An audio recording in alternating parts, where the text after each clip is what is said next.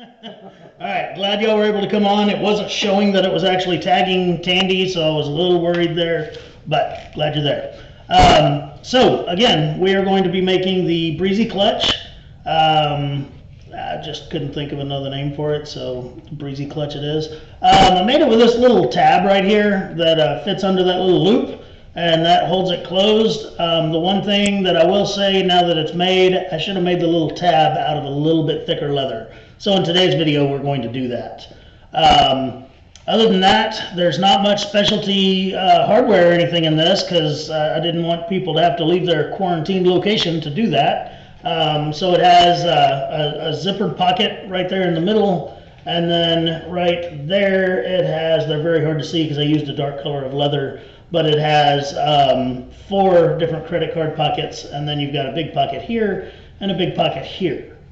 So all that being said, we are also recording this for our YouTube channel to use later, but the YouTube camera is not going to get to move or anything like that. All the movement will be on the Facebook Live video, and there will be times when I have to pause the YouTube camera because we're going to walk over there and use a sewing machine real quick. There are just a couple of things I'm going to use a sewing machine just to save time. They can just as easily be hand sewn. This entire one right here was very easily hand sewn. Like putting the zipper in it, I'm going to use the sewing machine just again to save time because we don't need this to be a 3 or 4 hour video because everyone watching probably has something they would rather do than listen to me. So. I don't know, my wife's watching you. Oh, great, no pressure. Hi, baby. All right, so first thing we need to do is just cut out our pieces. The pieces I'm going to cut out are going to be, this is the gusset piece right here, the one of the card pockets and the other card pocket, they end up fitting together kind of like that right there. And then of course there's the outside. I already went ahead and cut out my outside piece here. I'm going to line this. The instructions say to use a 4 to 5 ounce piece, and that's what I did here. But this piece, the back is already finished. So what I have done on this one is I've cut it out of 2 to 3, but the back's not finished. So I'm going to glue that to another piece of 2 to 3, and then we will have a nice 4, 5, 6 ounce back that it'll be just as rigid as the thicker piece that I used on this one, and it'll be lined so it looks much nicer. So there you go. So yeah, but I do have to cut these pieces out. I totally intended on doing this before the video started, but like I said, we had some really fun complications as usual, and unfortunately I'm not a tech guy, and Doc knows more about tech than me, but he still didn't know what in the world was going on with that thing either. So Australia says hi. well, hey there. I mean, good day, mate. There you are. Sorry, I forgot to bring out my inner Peter Main there. All right, so this is the piece where the zipper is going to go. And it is, when you printed out the pattern's dimensions should be written on each piece. So if it didn't print out right, or the correct size, I hope you measured it to make sure, because that was one of the comments on last week's video was that, hey, we just want to be sure that ours is the right size, and I totally get that. So I went ahead and cut out my outside piece there, and I need to cut out my slot for my zipper, so I'm just going to mark where the ends of that hole are, and then I'm going to use a hole punch to do that. Rob Horn says you look very dapper today. Thanks. I brushed my hair. Sorry, YouTube. I didn't have your camera down where you needed to be. Sometimes I get tired of wearing my hat all the time, even though I love wearing my hat. All right, so I marked where the zipper slot is going to be, and now I'm going to cut it out. So I'm just going to use a punch here and cut out those ends. She said, good day, guys. How's it going? All right. And now I will take my straight edge and my roller cutter, Actually, I'll use my scalpel on this one. I don't like using roller cutters to do this because I oftentimes overcut my hole there, and then when that thing folds over like it ought to, it looks dumb and doesn't look like I knew what I was doing. Could you tell me where the zipper falls in the inside piece? I did not. Yeah, inside the wallet, the zipper's right there in the middle. That's the zipper that I'm flicking I should have made this out of a much brighter color. This one will be easier to see, but it's not put together yet. She says, I measured it like an old school cat and kitten. Well, all right. I think those are going to be the running jokes for today. I believe so. That's all right. Janie Sue made herself a t-shirt yesterday that had some Joe Exotic jokes on it. So I saw a news thing that said the dude got this COVID-19 and he's in the hospital. Oh. I was like, no way. Got it in prison. Yeah, well, guess you can't stay 6 feet away from your cellmate. Cell's only 6 feet wide by 10 feet long, I think. All right, so we've got our back piece and now our zipper piece cut out. Now I just have a couple more pieces to cut. So this is one of our pocket pieces right here. And I'm just going to butt that up right there because I've already got one straight edge going.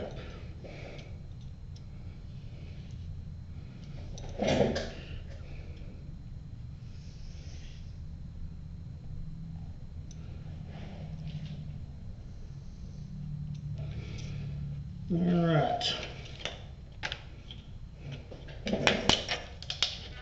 You got a compliment on your scalpel handle. Thanks. I actually intend to make some of these in my wood shop, but I've just been so busy. And now Janie Sue is making me make her a bed. So guess what my next wood project is? Not scalpel handles. So 6 months she'll have a bed. So in 6 months she'll have a bed, which means in a year we'll have scalpel handles. I like it. Told her one day that, 6 months is the amount of time I put off her big projects because, I'm hoping she'll drop it. After 6 months, if she doesn't drop it, then I might go buy materials and start planning. And then about the 11th month, I'll start making. And then after a year, she'll have whatever it was she wanted. I think that's quite fair. I once saw a joke said, if a man says he'll do something, he'll do it. You don't have to remind him every 6 months. I like that one. Yes. This thing is being squirrely today. It just keeps moving left and right. Oh, I got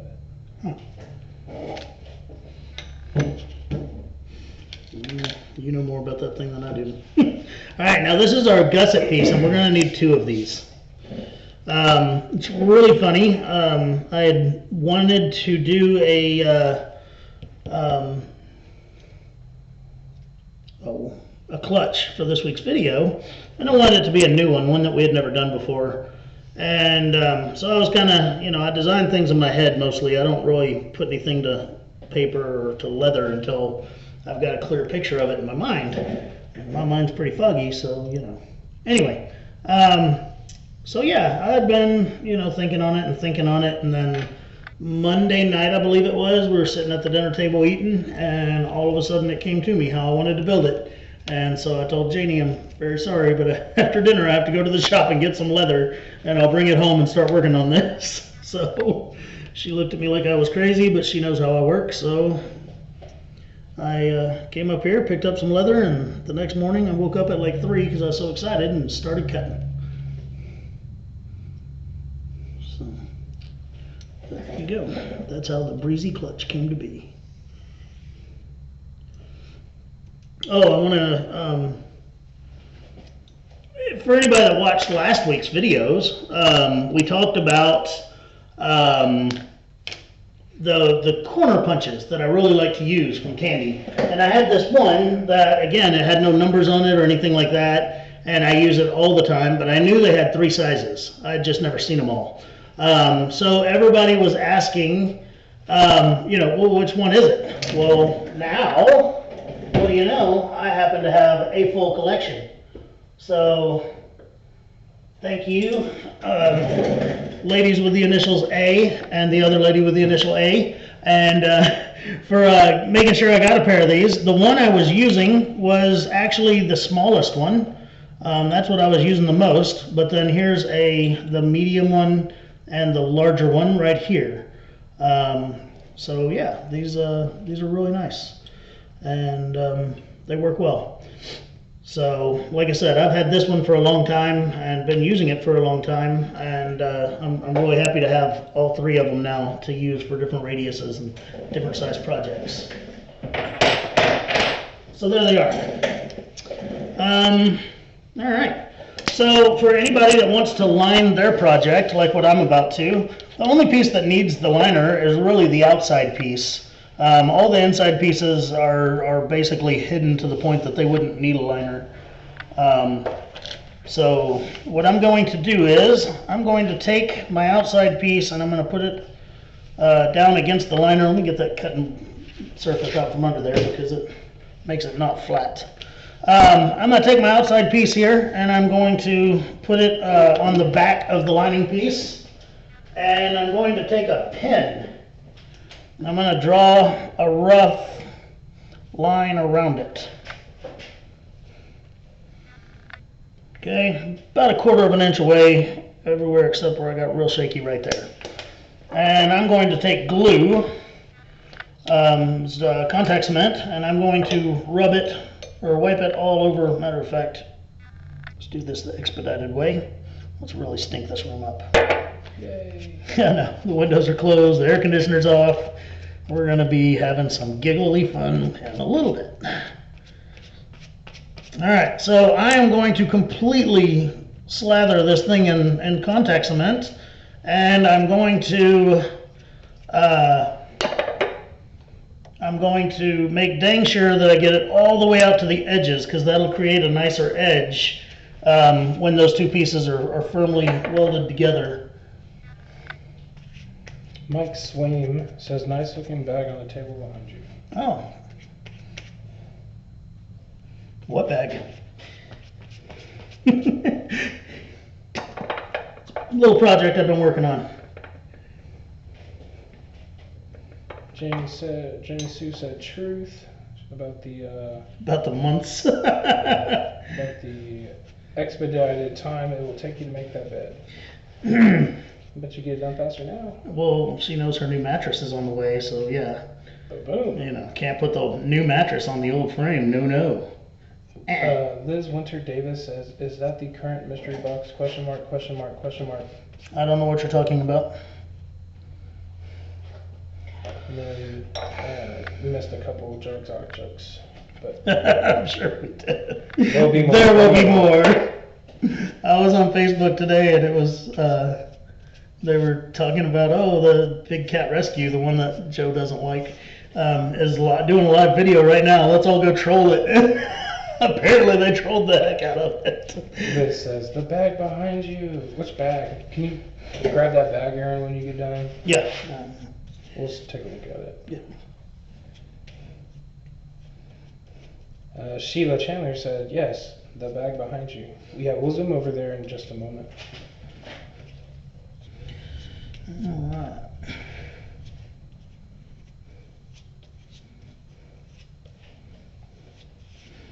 Get this glue nice and spread, and while it dries for just a second, I'll grab the bag everybody's talking about. Alright, so here's the bag that is sitting on my desk over there. I think it's the HEB brand. Pretty good freezer bags. They work really well. And anyway, I really like the Ziploc feature. Really nice stuff. So That's awesome. yeah, alright. Put that back over there.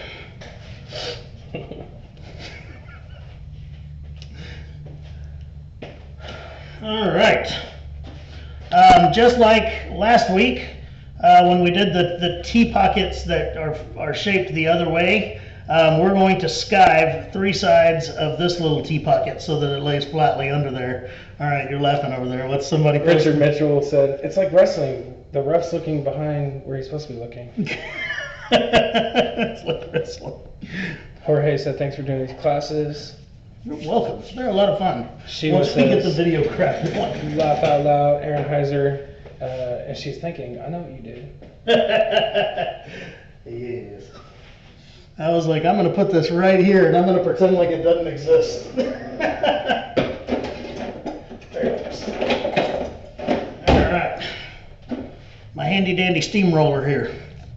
We call this the squeaky toy because it squeaks a little. My other one squeaks a lot more. In one video, a guy commented, he was like, you know, if you just put some gun oil on that, it wouldn't squeak anymore. Like, yeah, but then I wouldn't know what to call it. Brenda Scott asked, how long does the contact cement need to set up before putting together? Different brands take a little bit different times. The stuff I use that we have at Maker's Leather Supply, generally 3 minutes or so and it's good to go. Tandy has the Tanner's Bond type and it's usually good to go in 3 to 5 minutes as well.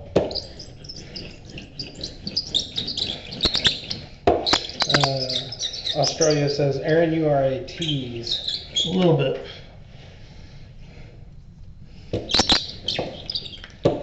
All right, that's good and stuck. So let's cut it back out, and that way we can get all these big pieces of leather off my desk.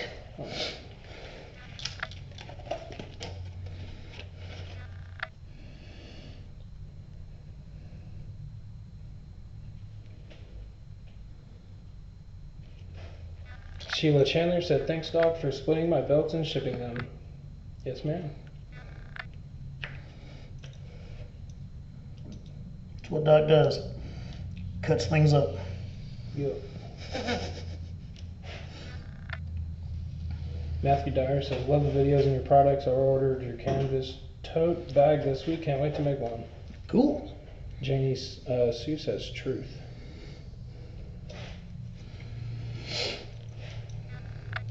Liz Winter says, I love that Maker's Leather Supply glue I bought from you in Prescott. Great stuff. Glad you like it. Yeah, it's amazing.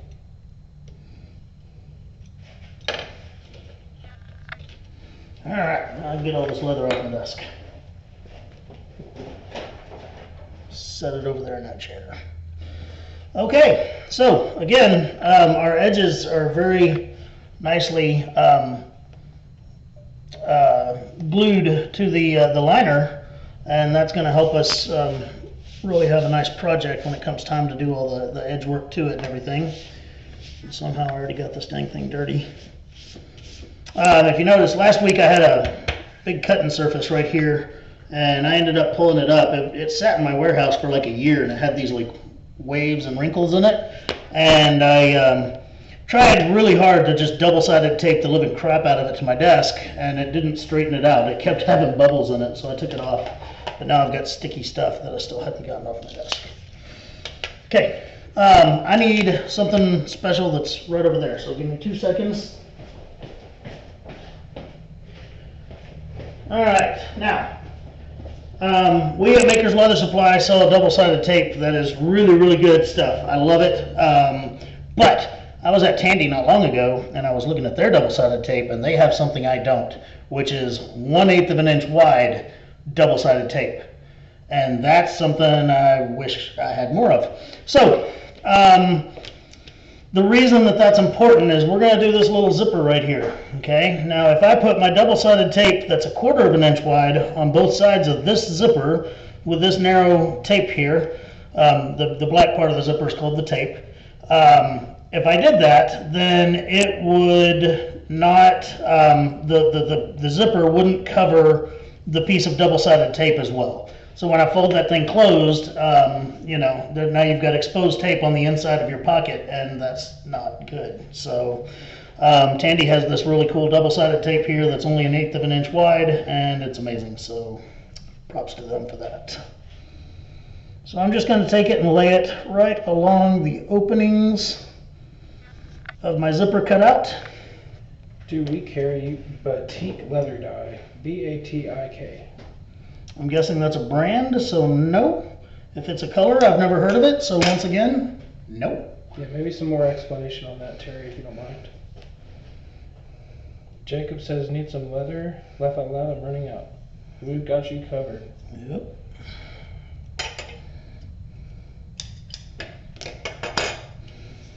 All right, so there it is. Now I've got that real nice narrow area that I can stick this. That again, the double-sided tape that I do love so much is just too wide for it. It would stick out from under the zipper. So great product. Say Australia's name one more time. Narrowly. Narrowly. Narrowly. I know a lady named Narelli, so I want to pronounce it, but it's Narrowly. Narelli Machiavelli. Well, don't say it wrong, because I'm going to say it wrong. Narrowly. Narrowly. She was asking, are we going to start carrying the 1/8" tape? I don't know. Maybe we can strike a deal with Tandy. I don't know. Because my supplier that I get my tape from doesn't have it. I begged. Terry says the dye seems to be water-based. It's a Japanese leather dye. Nope. No, we do not carry it. All right, now I put my zipper down, but if you can tell, it's not centered like at all. So I'm going to go ahead and pull it off. I did not press down on it hard so that the tape wouldn't stick to it too well yet. Now I'm going to re-center it. Yeah, Terry, we'll look into it for sure. The Japanese dye? Yeah, he said some good YouTube videos of artists using it. It blends well. Nice. Are you going to do a surprise leather box anytime soon? Huh? There's a question. They're asking, are we going to do a surprise leather box anytime soon? What do they mean by that? Because we do several different type. Yeah, we have a mystery box that we do with an item and a template that we sell, and there's usually a beginner box and an advanced box every month. We also have a mystery box of leather, of Odd Lot, that we kind of go through and just kind of pick through and give you some awesomeness, and then, yeah. All right, so now, again, this is what the YouTube channel is going to miss this, but we're going to walk over to my sewing machine right quick, and I'm just going to sew around this super fast and get it done. And we're going to do that a couple of different times with some things, stitches that, you know, it's just conserving time for the video. If I hand sewed this entire thing, this video would easily be a good 3 hours long. So I'm going to pause the YouTube channel. Class 4 sew this project. Yes, it can. You'll need a really small needle, like a size 22 maybe, and 1/38 thread. But yes, it can do it.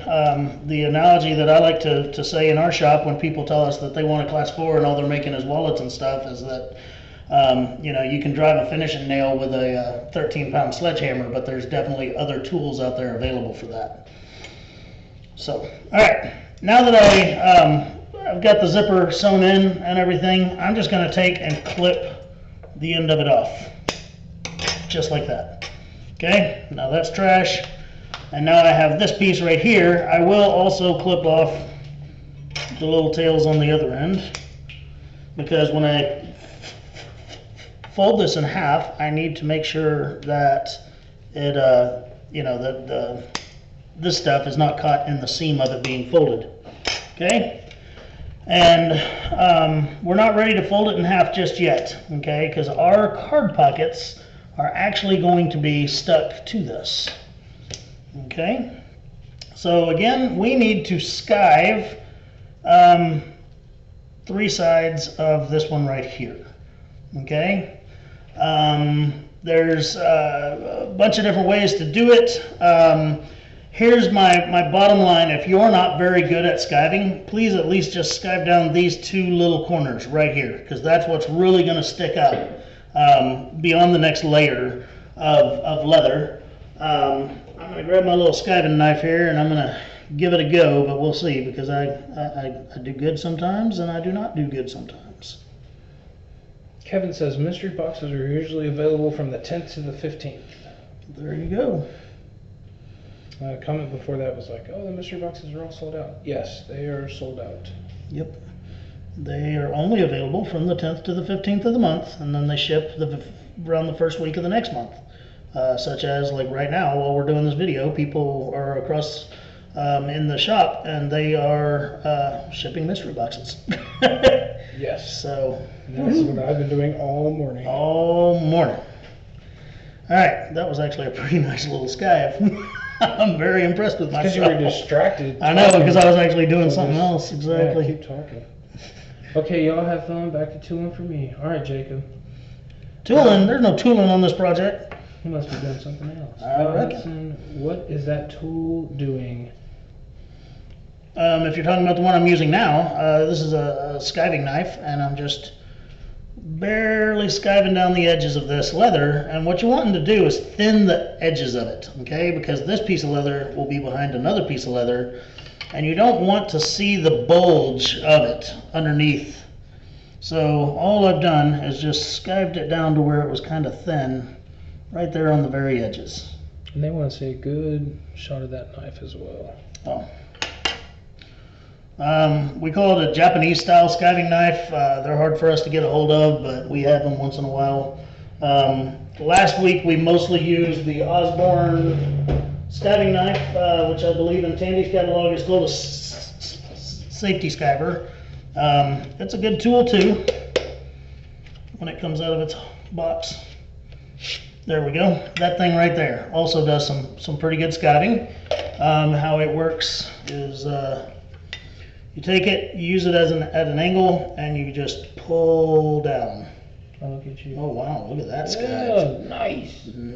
David says, was he referring to Aaron? So with a skive like that, what it helps you do is now you can take, and it makes beautiful rolled edges too. So there we go. It's like he's been practicing. I know, right? I like it. It's like last week, I practiced 5 or 6 before the video and they were beautiful. And then during the video, I just tore up some leather. It was like, we wasted the good skive on you. All right, we're gonna do something different. Toward the end of this video, there's going to be a quiz, if you will. For folks that watch the entire video, we'll have 2 questions, or maybe more, that we'll ask about the content of the video. And anyway, we're gonna have a little quiz, and there might even be, some takeaways from that quiz that you may actually want to partake in. So, just letting you know. Now, we need to think about left hand and right hand stuff. Okay? I would say that this wallet is right-handed because when I open it up, the zipper is over here closed on the left. So when I'm holding it with my left hand and using my right hand, my dominant hand, I would unzip it that way. It's a little bit more awkward if it's the other way. So to me, that would be the difference between a right and a left hand on a project like this, okay? So what I'm gonna do is I'm going to make sure that the one we're making is also a right-handed one. And when I lay my zipper here, I'm making sure that my zipper pull is on my left side, and now we're going to put our card pockets in it. Okay? So, just like on the other one that we did last week with T-pockets, we're going to line up this bottom pocket piece. Oops, I'm sorry. We're skipping an entire section here. We need to do edge work on these 2 right here real quick. They're very thin, so it is hard to do edge work on them, but they still should be done so that they look nice. So I'm just going to take the tiniest little edger I've got and barely pull some leather off of that.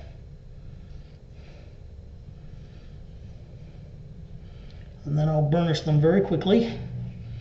And we'll call that good.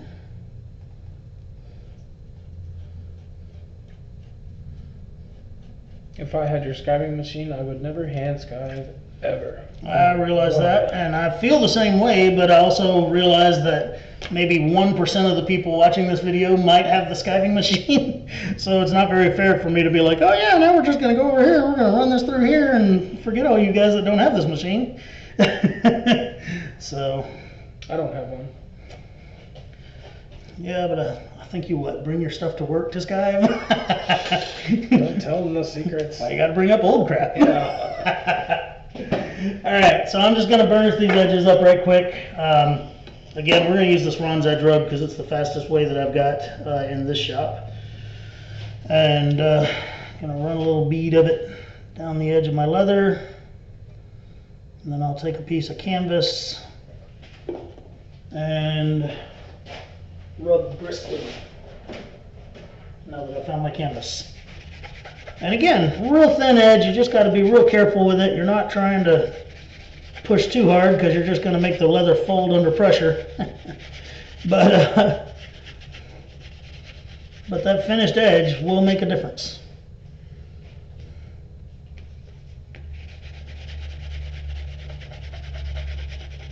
All right. Candy being quiet today, or? Yeah. Uh-oh.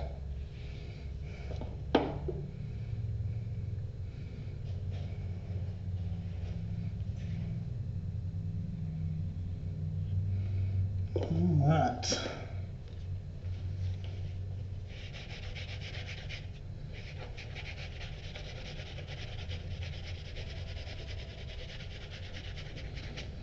So, rubbing that thing down. Wayne McManus asked, are the Ron's Edge applicators available? They sure are, from ronstools.com. I do not sell them. I believe they're almost $50. Yeah, they're not cheap, and that's why I don't sell them, is because they don't really have a wholesale program for those. So, yeah, that makes them pretty pricey. Okay, so here's how we're going to line our card pockets up. Tandy Leather says, we are just so enthralled with your skills. Yeah, right. You're napping with my boredom, but you know, whatever. She pulled out the thesaurus for that one. Enthralled. Enthralled. We don't use those words here. Let me go look that up so I can decide if they just insulted me or not. Yeah. Okay. So anyway. I had to sound that one out. Having fun, right? Count the syllables by clapping your hands. Enthralled. Yeah. 2 L's or 1. Got it. All right. So we line up. We take our T pocket out there. We line this one up with the base of our zipper piece. Okay. And we're just going to kind of hold it right there on the bottom. And then we're going to take our T pocket and put it behind it.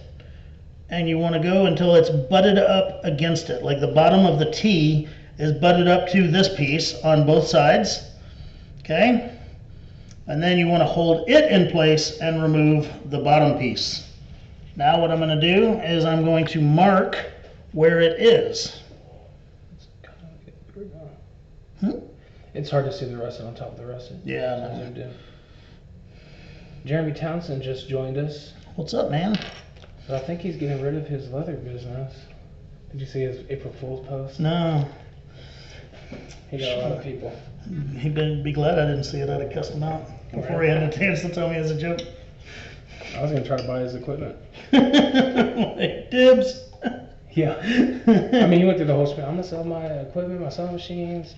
All right, now I've got my contact cement here, and I'm just gonna barely put a little bit of it right along the very bottom of this pocket. On the back, of course. That area that I skived, just on the very bottom. What is your take on using beeswax after burnishing? I know a lot of people that I highly respect in the leather world do it. Honestly, though, I've just never played with it to know. Does the edge rub leave marks, stains on the leather if applied with less care? It can, A yes. little darken on unfinished leather, just a tad. All right, now I'm going to apply this glue just above that little line I described so that that pocket will know where to stick. And I'm just putting a tiny bit. All I've got to do is hold this long enough to sew it. That's it. Terry says, FYI, that indelible ink edge dye you sell is amazing. I love the black, holds up very well. Awesome, thanks. I think then Daily said, Terry, I agree with you. I use indelible for everything. All right, so it's a real thin line of bead of glue here. So I'm going to go ahead and place this on top of that, making sure that it goes down to my line. And before I press it down, I'm going to check it left to right, make sure it's lined up with the sides of the zippered piece. And I'm going to go ahead and put this back over it just to make sure that it lines up still and everything's good and straight. Like right now it's not. I got to push that down a tiny bit. All right, so I'll remove that top piece again. Now I can press, whoop, it moved on me. Dang it. Now I can press this down and I'll just recheck this side. I may have to pull it up and reapply it. Any reason you don't use double-sided tape on this part? I just prefer the glue. Double-sided tape does work and can work on this, but I just prefer the glue. Double-sided tape at times can cause your needle to gum up a little bit when sewing, and it's not very often. I don't really have that. It doesn't cause a problem for me. It's just more of an annoyance type thing, I guess. All right, so there we go. That is good. Now, again, we're going to go over to the sewing machine, and I'm going to sew this part down real fast, as opposed to, you know, taking some time to hand sew it. So all we're going to do is just run a sew line about 1/8 of an inch from the bottom of that pocket there. So I'm going to pause the YouTube camera here. Unfinished veg tan. Yes, this is unfinished russet veg tan. It is sold by Wicked and Craig, and we sell it here. Yep. All right. So all I did is took that and scratch all, and I just drew a pretty little line, and that will kind of give us some character to our pieces here, and it won't look so plain. Okay, see how nice that looks with those lines? You can actually see them now. You can see different layers of leather because of those lines. It's a little easier. All right, now I need to glue the pockets down. Okay, so what I'm going to do is I'm going to mark with my fingernails, or I'll use my scratch awl so you can see, right underneath that top part of that pocket, because that's where my glue needs to stop. Okay? So I just put a little bitty mark there, and that way I would know where to glue. I need to refill my jar.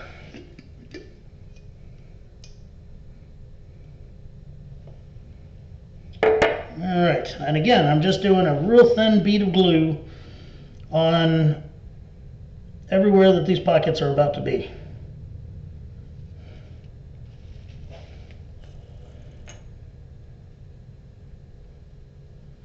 And I do want to make sure it goes all the way out to the edge, because once again it will create a nicer edge once everything is sewn together.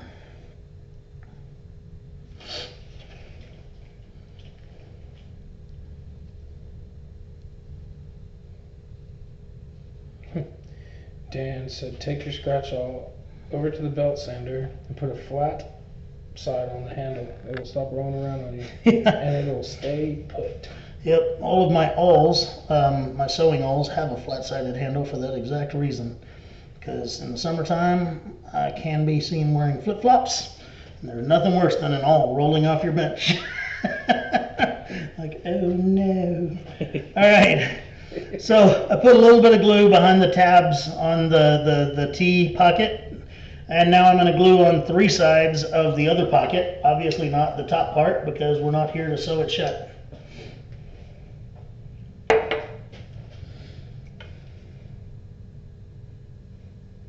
Tandy Leather says that is a great idea. It is, and like I said, I mean, all of my sewing awls, which I'm going to bust out here in a little bit, have flat sides on the handles for that exact reason. And besides it hitting your foot, it won't damage itself by rolling off the bench and hitting your, you know, most people have a concrete floor in their shop, or maybe even a nice wooden floor that they just don't want that on. Got a little glue on the desk.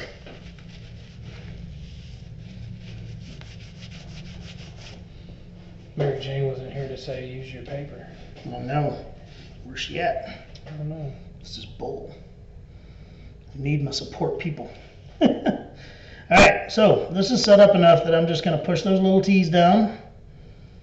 And then I'll take this other card pocket here. I'm going to start on one side, line it up nicely.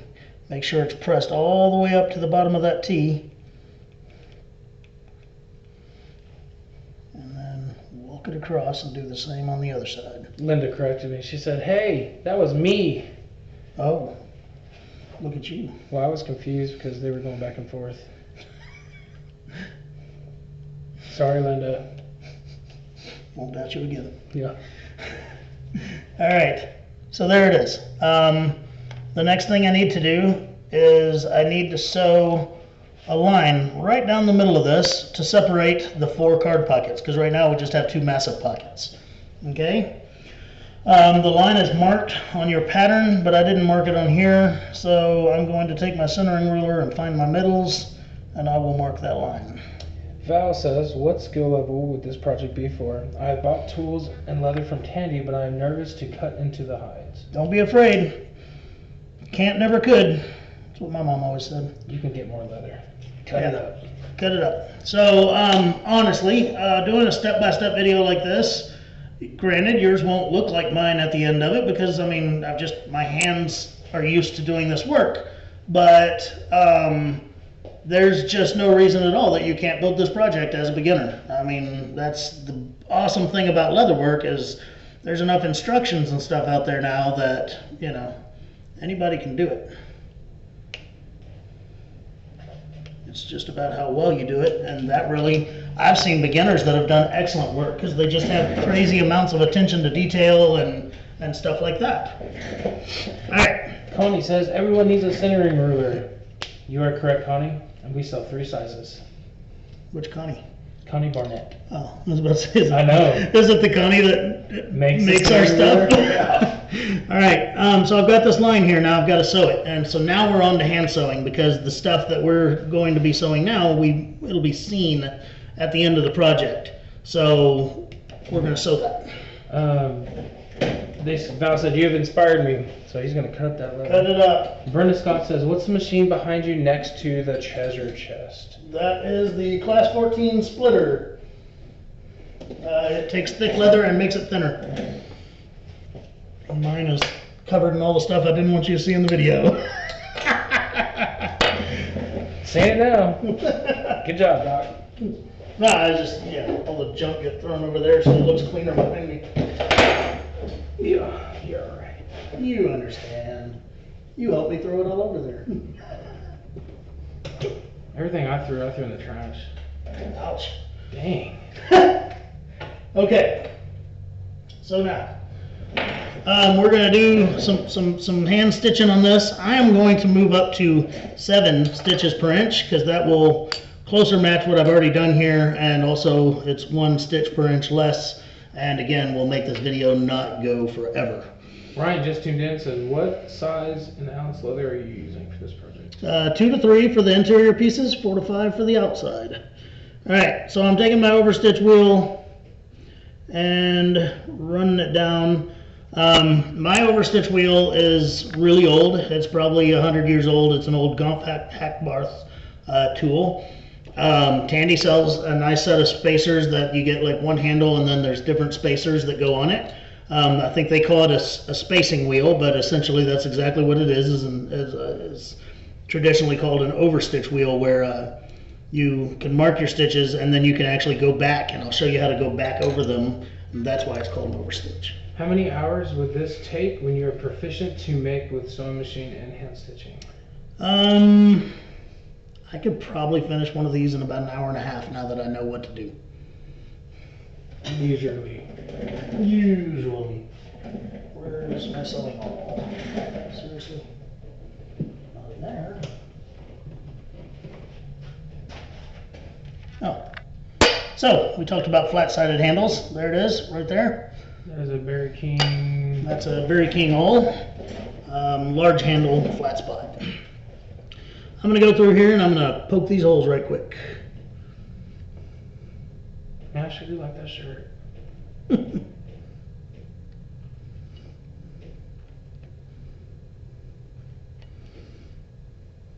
And again, this entire stitch line is only to separate the 4 card pockets. If instead you wanted just 2 long pockets, I guess, for whatever reason, then you don't need to do this line.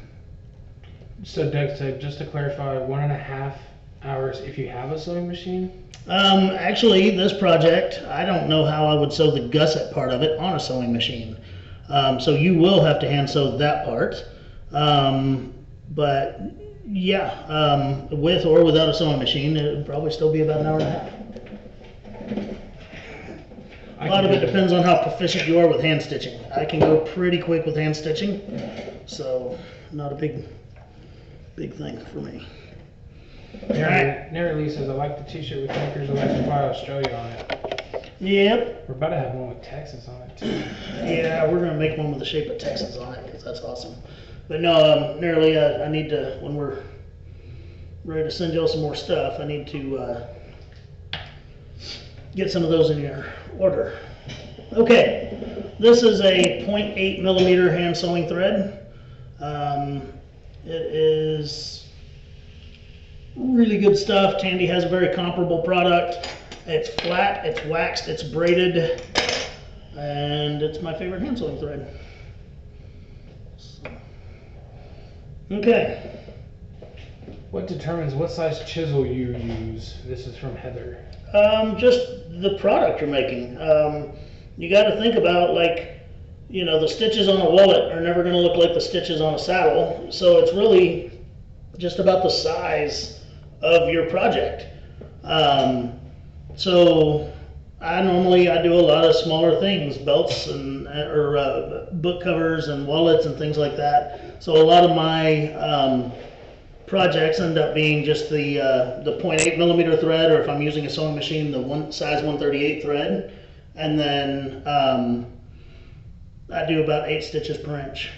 All right, so we are saddle stitching this, okay? So what we did is we took one thread and put a needle on each end of it. I didn't do any fancy like going back through the thread or anything to lock the needles in. I just leave myself a nice long tail, and I started at the very top here. I put the thread halfway through so that the ends match, and now I'm going to go through the finished side, which is the side you can see in the wallet. I'm going to pull that needle all the way through, then I'm going to pull it towards my chin, and I'm going to put the other needle in from the back side.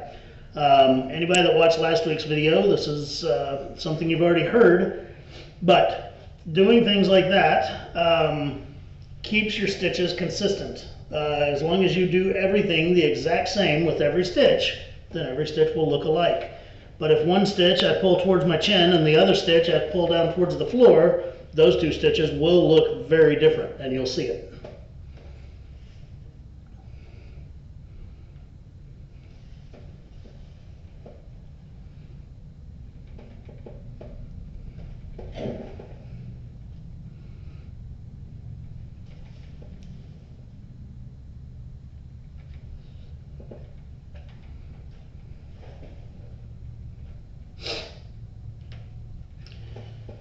Alright, stitching away. About halfway done with my stitches here, and they look pretty good. Again, I really enjoy hand stitching. A lot of projects, even though I could easily use a machine, I still hand stitch because I do like having the ability to hand stitch, and I don't ever want to lose that skill. When I was doing a lot of custom work, I had to use a machine a lot because it's more about I've got to get this project done.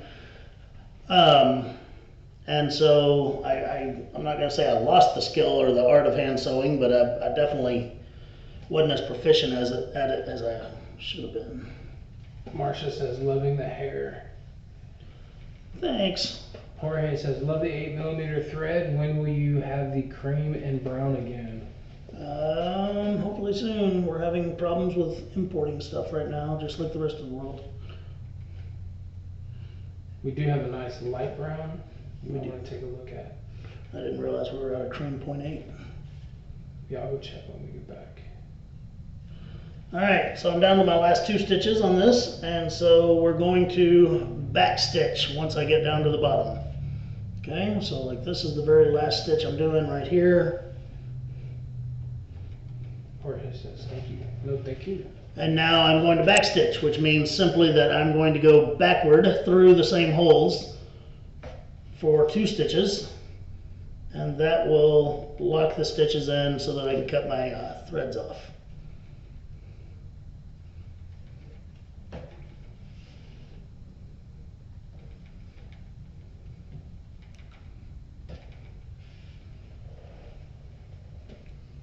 Okay, so there we are. That's nice and sewn right there. Yeah, and cut the threads off.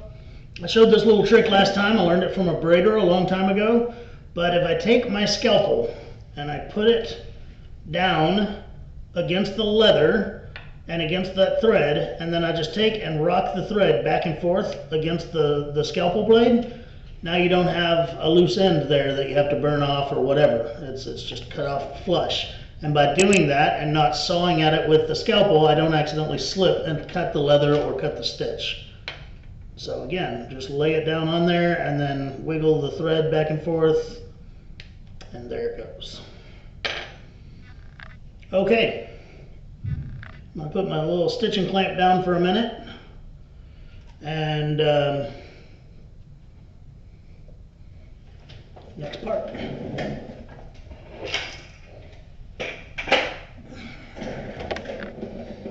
Okay, so here we are back on the table again. What we need to do now is fold this piece in half. Okay, so we're going to fold it in half, and then we're going to sew it along the bottom, because this will be the last time that we see the bottom of this thing. It will be down inside the clutch, and even the sew line that we'll create won't really be seen unless you just look really deep into that. There's for that camera, there's for that camera, that sew line right there. So yeah, we need to take it and glue it down in half, and then create that sew line, and then we're going to start putting the gussets on it. Mary Jane just made her entrance. I felt it. Yeah. You know, like it just happened. Mary Lee says hi, and Linda says hi. Hi, Mary Jane. I'll say it again. Hey! We were All right. talking about you earlier. So with my glue, I'm going to go all the way around the perimeter of this bad boy. Okay? Because again, this glue sticks to itself. It doesn't stick to the project. So I'm going to put it down on all four sides, and that way all four sides will stick to each other.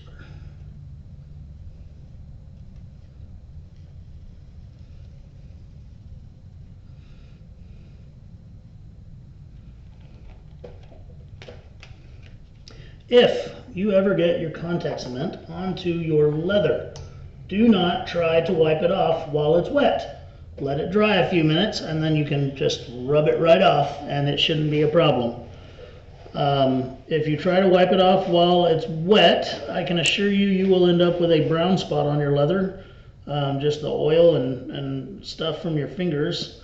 It'll just look like a big brown smudge forever. And so, yeah, a little tip from the bench.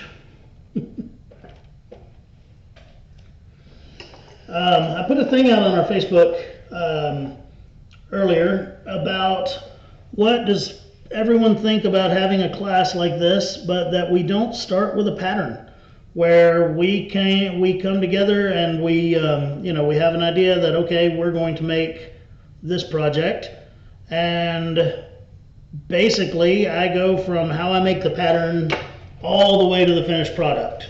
It would be a fairly long video, but I think that some people maybe need to understand the design process a little better, and then maybe that will help them to design their own projects and things like that, and they wouldn't depend on a pattern as much.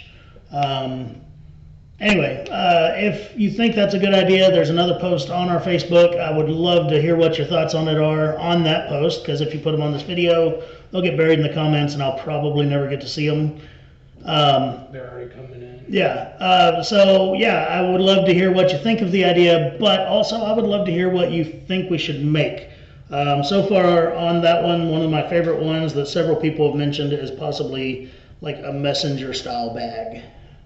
Craig Draper says, hi Aaron and family, I won't be staying around too long as my heart is still iffy and I am constantly tired, but at least I'm alive. We're glad to hear that you are, Craig. I hadn't heard from you in a while. Yes, I love that idea. Yes, I think that sounds great. I like the idea of building, with design building video. Yeah, they like it. Cool. All right, so this thing's all glued up. Now I'm gonna take and just press the corners together first so that I can line it up, and then I'll press all the way around it. But I gotta get those corners first to make sure everything's gonna be straight. Tom says, love the idea of the messenger bag design build. Cool. I think that'll be the first one. I'm sure we'll do more than one. But that sounds like a good one, and we haven't really done a messenger bag. I do have a pattern for one, but I've not done the video for it or anything, and this would be different because it would be not following the pattern. So. My vote's for messenger/diaper bag. Doc is having a baby in the next couple of months, and yeah, he's been saying we need to design a diaper bag. So we found out the next couple of weeks. Yeah. So we're going to meet early. Anyway, so yeah, I let him know that he's very selfish and wanting me to do a whole video series because he needs a diaper bag. But I get it. Ken says, I like the idea. I need a scissor case. I use my scissors too much to put them in a case. Yeah, they never would make it to it. Okay, now here is the gusset part. This is the part when I was eating dinner that night that I was just like, oh my gosh, this is how I can make this and it'll work. Because the gusset's always the hardest part on a clutch for me. Okay, because I don't want it to be bulky, but I need it to be completely sealed. Like I want you to be able to put, you know, very, very small items in this and them not fall out. So yeah, so what I came up with was, well, I'm getting ahead of myself. We've got to sew that bottom line, like I said a while ago. Yeah, so we're going to sew that right quick. And what I'm going to do is, once again, we're going to save a couple of minutes. I'm going to go over there to the sewing machine and just stitch that little sucker up right quick. I'm going to round this corner first.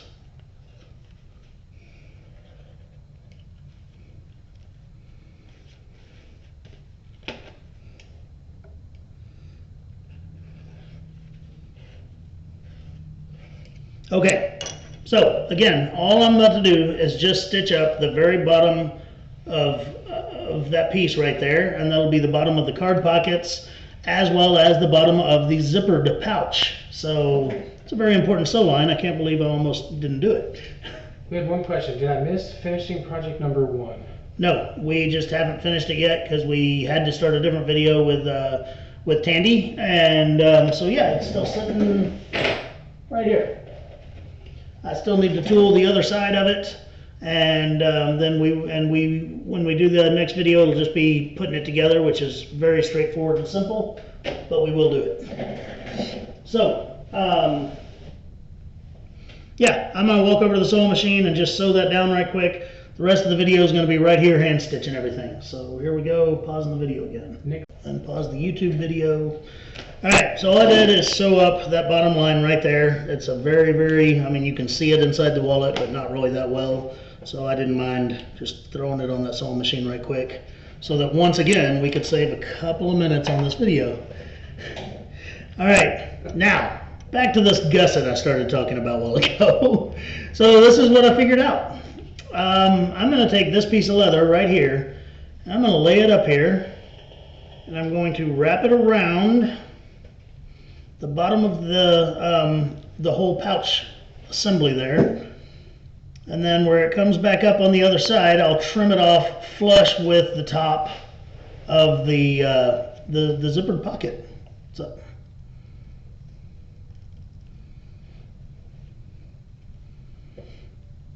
all right, so if you look, I've got just this tiny little bit here that I'll need to trim off of this thing.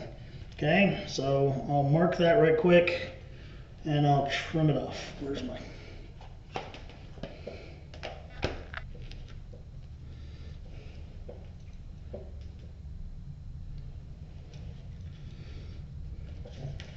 Okay, now this one I'm not going to glue it on. I want to leave it kind of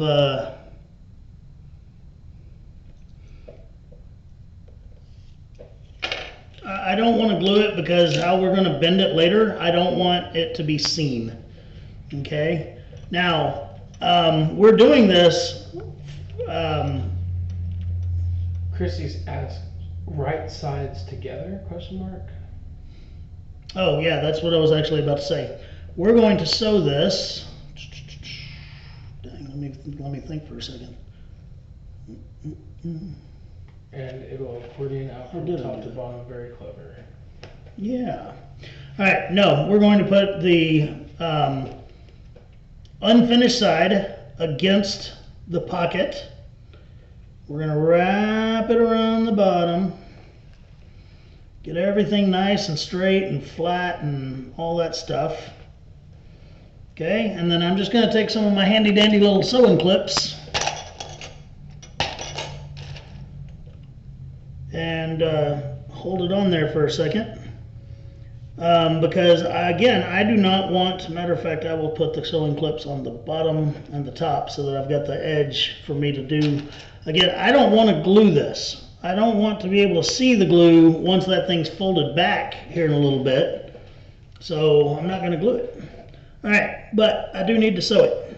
So I'm going to take and I'm going to just hold a ruler up to it, kind of about 3/16 from the edge or so. And I'll take my overstitch wheel number 7 and do my stitch line. Okay, now I will poke those holes and sew that sucker down. But first, I'm gonna go ahead and prep the other side too, so that we're not just going back and forth and back and forth and back and forth. So, will this be on later as I keep losing feet? it will be on our Facebook page, Tandy Leather's Facebook page, and I'm actually recording it for YouTube. So, yes.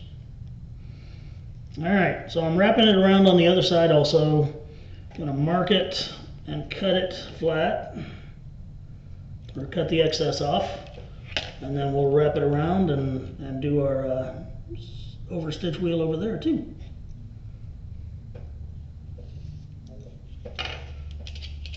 And this is another 2 to 3 ounce piece right here. Terry asks, what was your MOS in the military?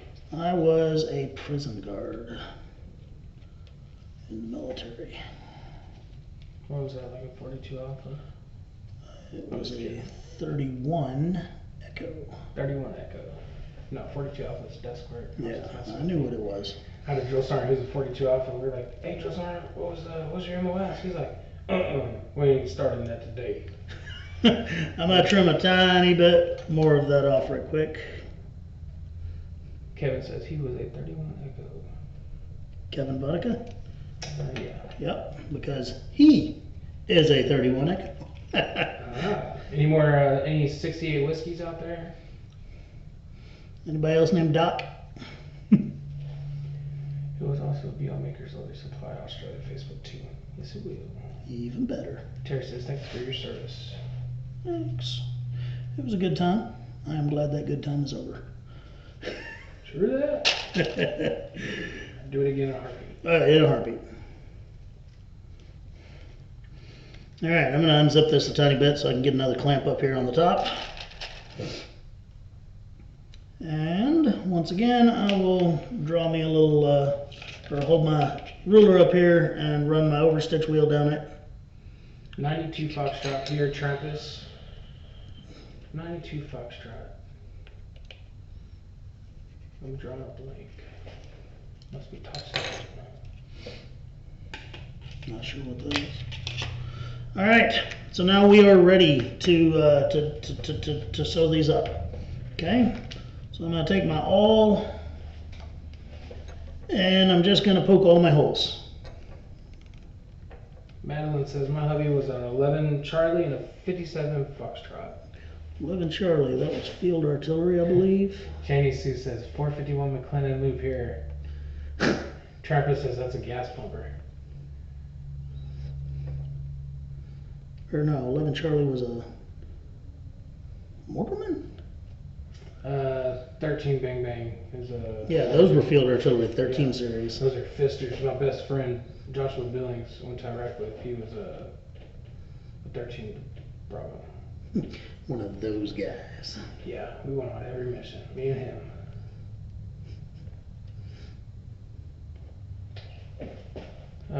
Dan says Lolo centering rulers. Terry says lots of military folks. This is great.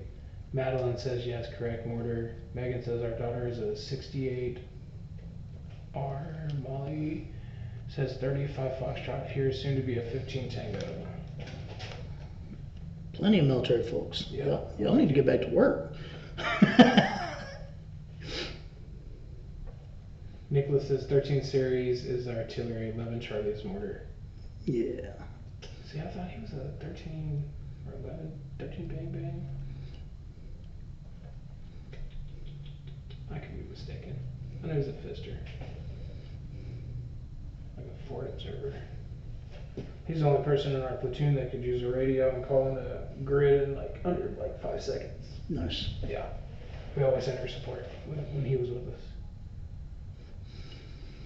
Nothing wrong with that. Yeah, they're like, oh, we can leave him one time. No, we cannot. Alright, so here I've got all of these holes poked. And it is time to bust out the stitching clamp again. Nary Lee says, love how Americans love their military. Doesn't happen here in Australia. Hubby is ex-Army too, 20 years of service. Yep. Thank him for his service too. Yep.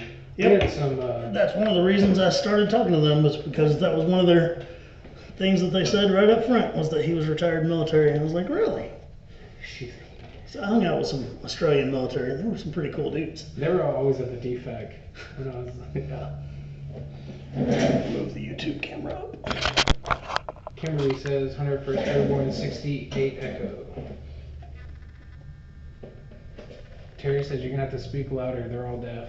Ain't that the truth? What? Madeline says 57 Foxtrot is a Graves registration military mortician. Oh wow. I went to basic with a mortician. Weird cat, but he was alright. Alright, so I'm gonna pull me off some thread here, and we're gonna stitch this sucker up just like the other one was. Question, is the shop still open? I could use more needles or a drum sewing machine. We're doing online orders. We're doing online orders. If you are local to the area, you can call us and we can set your order in the back of my pickup, and you can come get it that way. But the official answer is nope, the shop is closed, do not come in. My people are healthy, I want to keep them that way. But if you call, place an order, we'll set it outside in the pickup truck bed and you can come snatch it up. Yep. Alright. Lindy says, hey kids. Hey.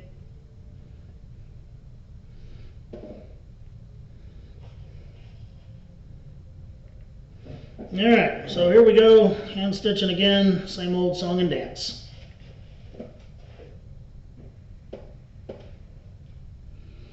I'm just sewing that gusset piece to the centerpiece, and then after that we will sew or start building the outside piece. Megan says 68 Romeo is a veterinarian food safety inspector. Oh yeah, I remember them coming in and inspecting our prison defects. It says veterinary food safety inspector. Mm-hmm. Yeah, they were part of the veterinary MOSs, but yeah, they were the ones that inspected defects and stuff like that. Huh. Yeah, I've never met one.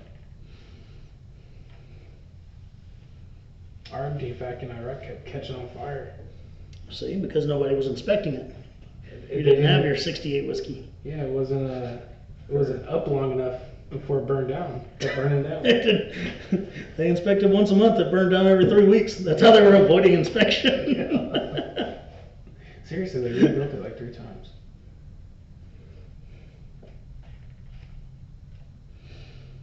So last week, this point of the story or the video was joke time.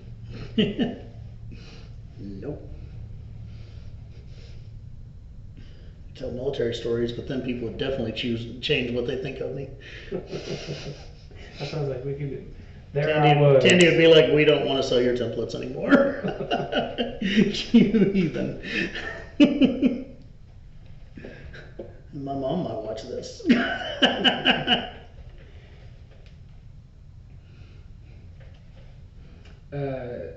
Nary says yes, joke time. I didn't come prepared. That was kind of my A game last week with the toothbrush joke. I mean, he did. He wasted the good surprise. He wasted the good surprise.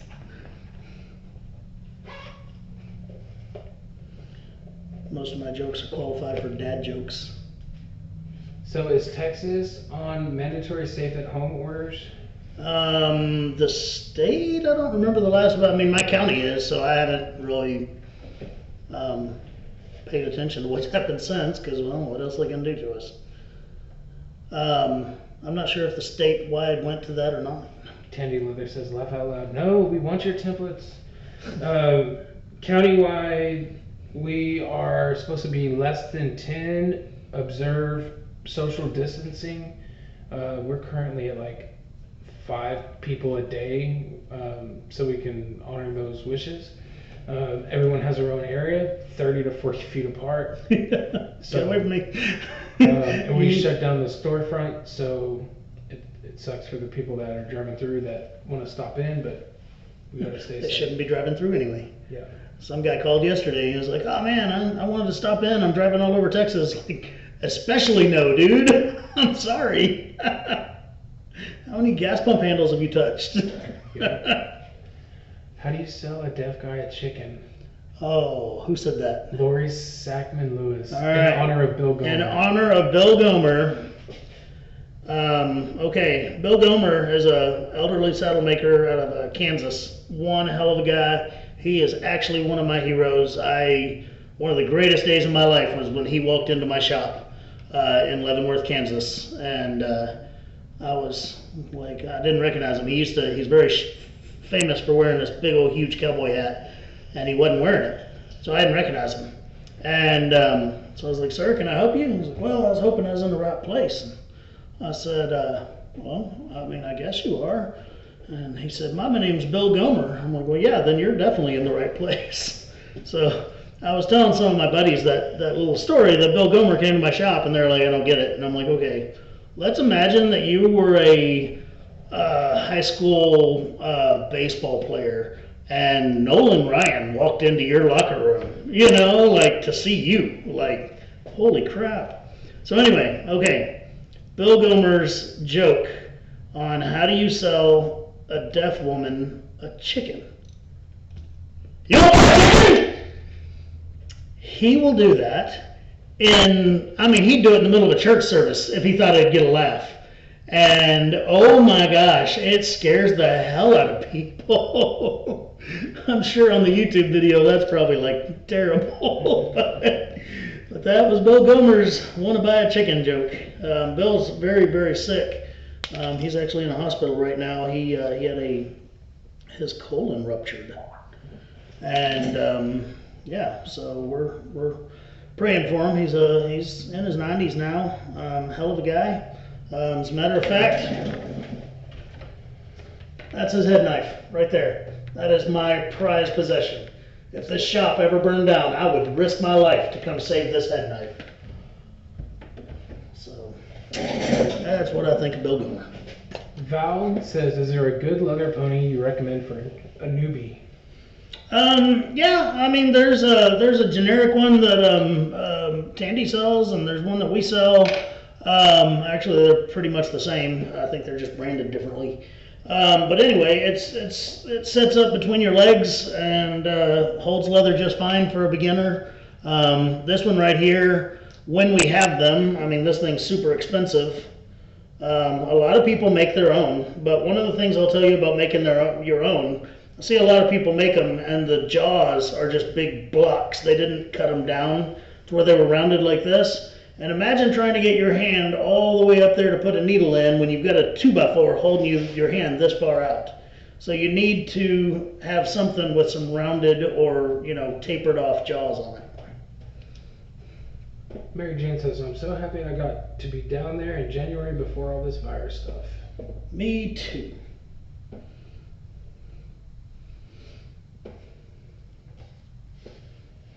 Too bad you weren't here when it started, Mary Jane. You could be living here, quarantined with us.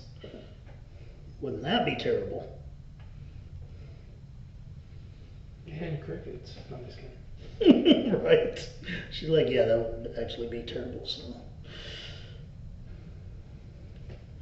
All right.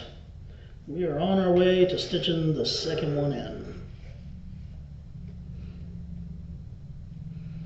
If you're watching on YouTube, it's just like it was a while ago, except now you can fast forward through it to the next step. Can you show us the small pieces after you finish sewing? Of course I will. And I will say this, folks, if y'all would indulge me with something. If you watch my YouTube channel and you like my YouTube channel, please go subscribe to my YouTube channel. We are at 9.7 thousand subscribers, and I really, really, really want to be at 10,000 subscribers. Is that on Facebook or YouTube? YouTube. Because I think Facebook is exactly the Yeah, same too. Facebook is real close to like 10,000 followers, I think. But anyway, but no, the YouTube channel. And here's my promise to you. No matter how many followers I get on YouTube, I do not make money on that channel. I do not let them put the advertisements and all that stuff. I just want to put videos out there. So, just so you know, it's not about me making money. I just really want to have 10,000 subscribers. Terry says, if you make your own horse, add leather to the inside of the clamp jaws to prevent damaging your project. Correct. That's another very good tip. Always, even if you buy one and it looks like it's nice and smooth, go ahead and line that jaw with some really thin leather, and it will keep what it is, especially is like right at the edge of the wood is where it'll mar up your project. And so if you put some leather in there, you won't have that issue.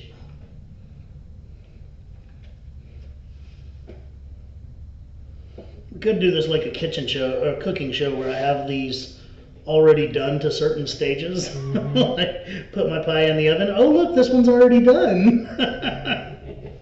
It tastes so good. Then I'd have to make like 6 of them in different stages. Glad there is no advertising on your YouTube channel. Val says, I just subscribed. Woo! There's nothing more annoying than doing a how-to video and you're right in the middle of it and you're at the good part and it's like, I think they watch them to see where to place the commercials. Sarah says, I want you to make money so that you can keep making and sharing the videos. Well, if you just want to send a check, that'd be cool. Yeah, I mean, feel free to just send me money then. It's $4.51 South McLennan Loop. Yep. I'm poor.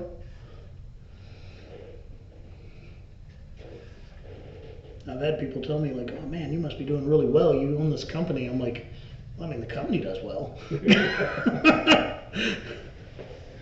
It's a passion. Yeah, it really is. Like, I just love doing this.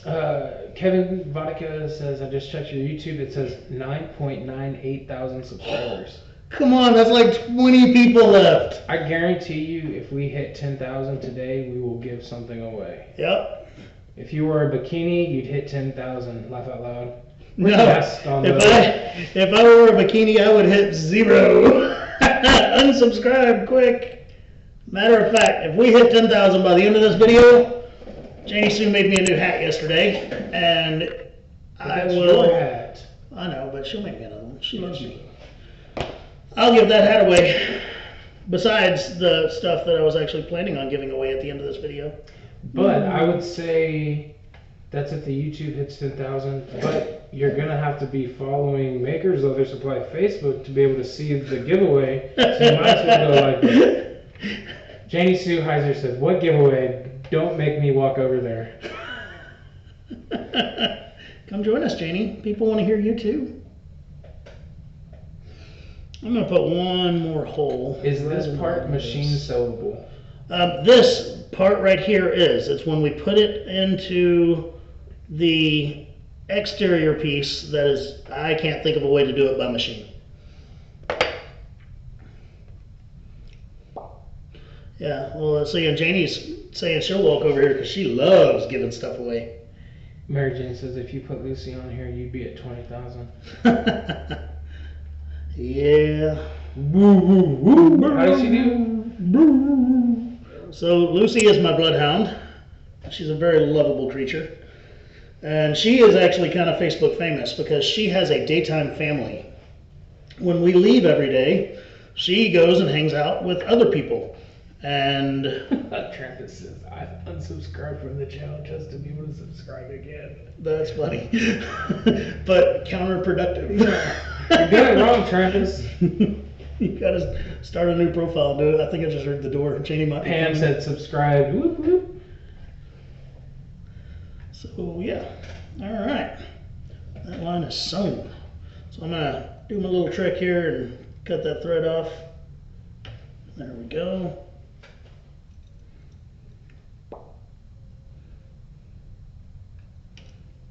There we go. Okay. So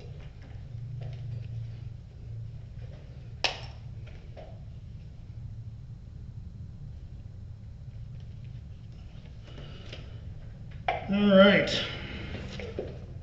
So those are sewn, and again, like I said, I'll show you what we did there because I know that we didn't zoom in or anything. Gary wants to know what brand or model of the desktop stitching arm is Aaron using? It's called a Shorneck stitching clamp, and we were carrying them for a while. I'd like to carry them again, but we just are having a hard time getting them.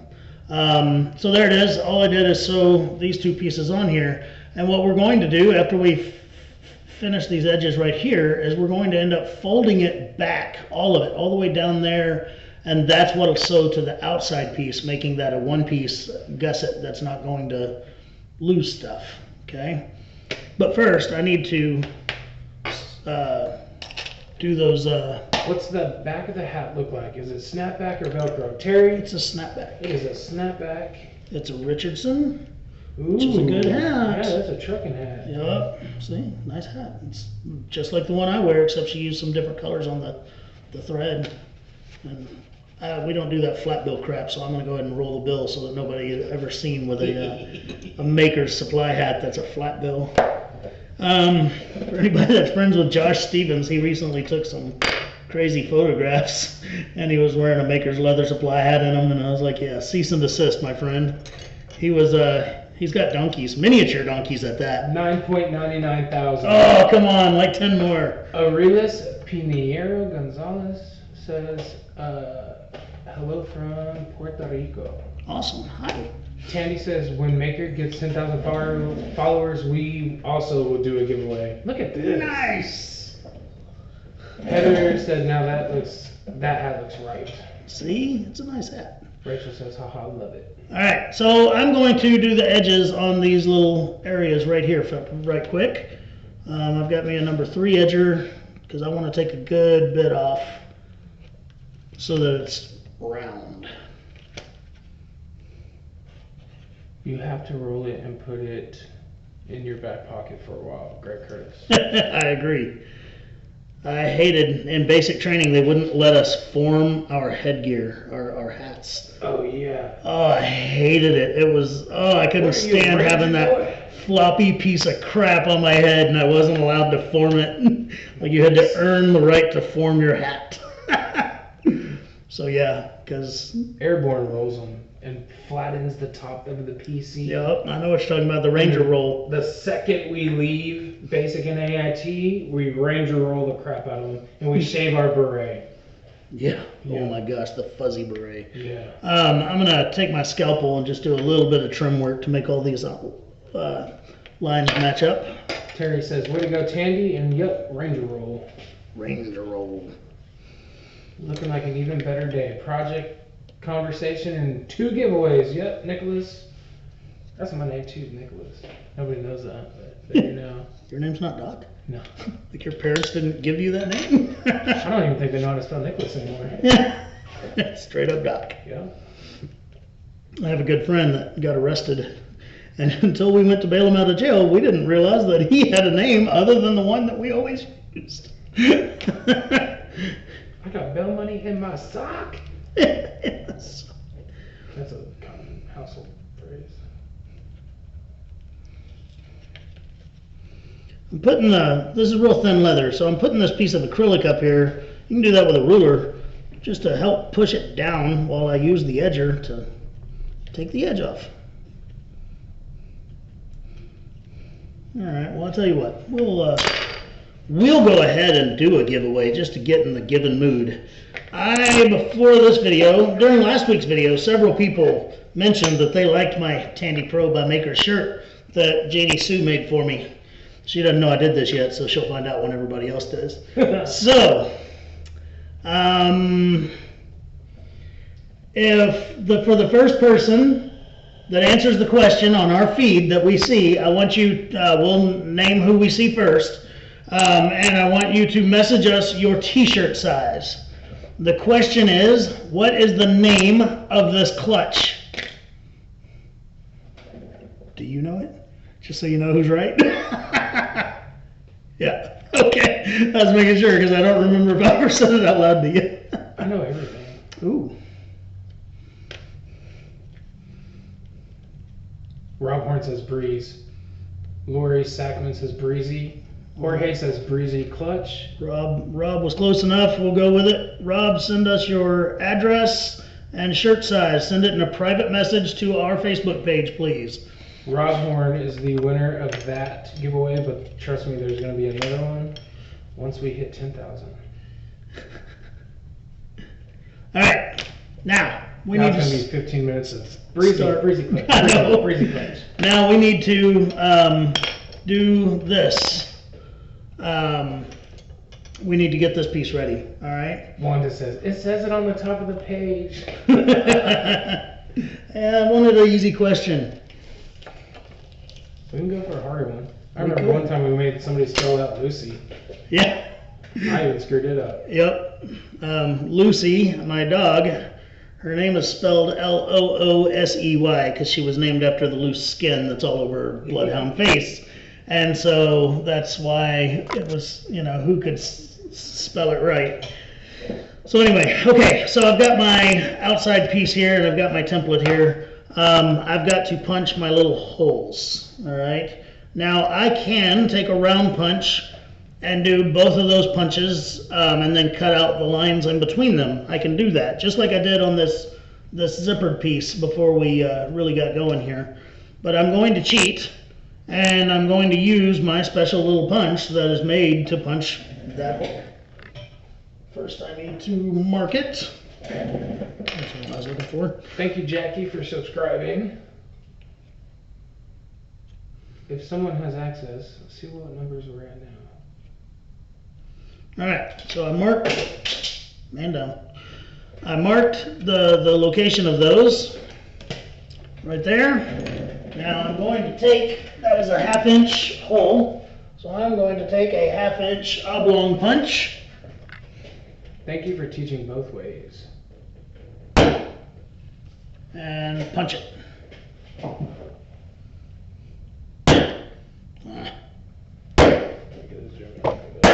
Punch it good. Okay, now we're going to create a little loop that's going to go in there. Where's my clutch? You just There got it your is. message, Rob. Thank you. We'll get that shirt out to you. So this little loop right here. So I want to use my contrasting color leather and create a little loop right there. Okay. You, Aaron Heiser, just wrote 9.99 thousand. Janie must be logged in on one of my other computers.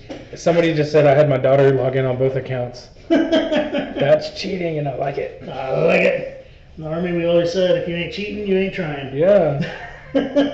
We also said give it the old college try, even though most of us haven't gone to college yet. None of us had gone to college. I just recognized the tooled tabs on the bag behind Aaron. I don't know what you're talking about. Yeah, I don't know either. I didn't see it. If we use a magnetic clasp, we would just put it in the same spot, correct? Yes. My advice would be that you would actually poke those holes and stuff carefully after you put it together. Same with a snap. A lot of the time I'll go ahead and put one of these together and then I'll figure out where I want to put my my snaps and stuff. But as is, this thing's gonna Kevin says 10,000.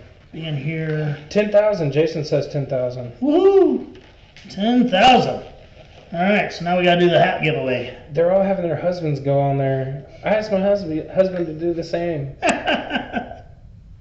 Scott says, I thought this was Makers University. Makers University.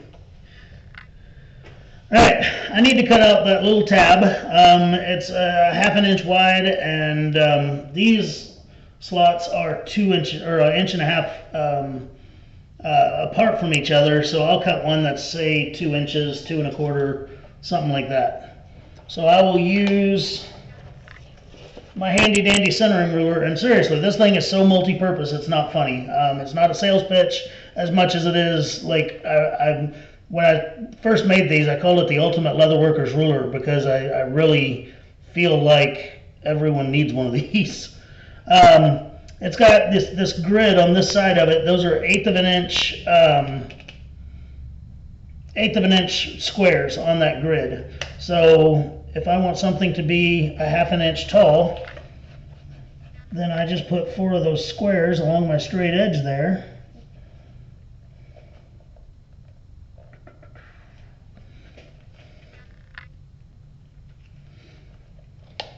And I take my rotary cutter and there we go. Now that is a 1/2 inch wide.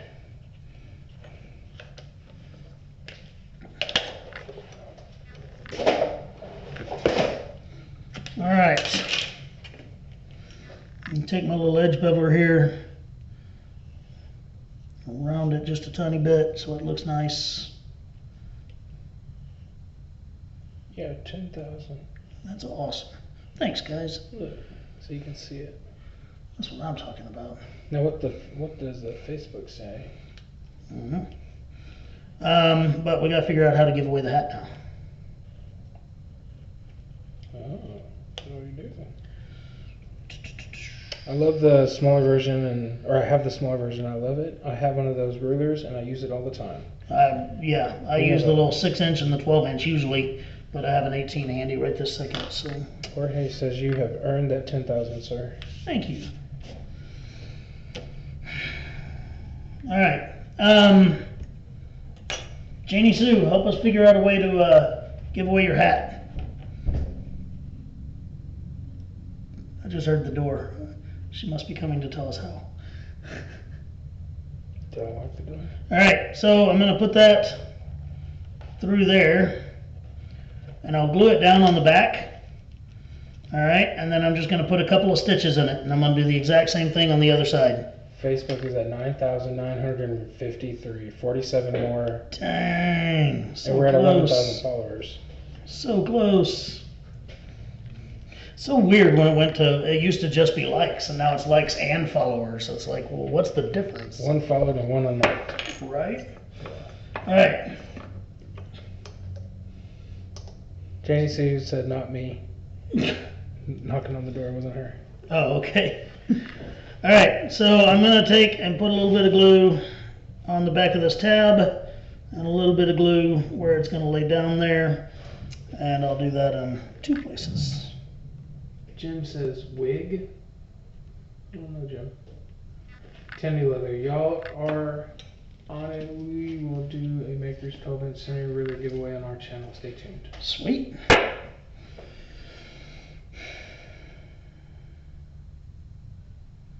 All right.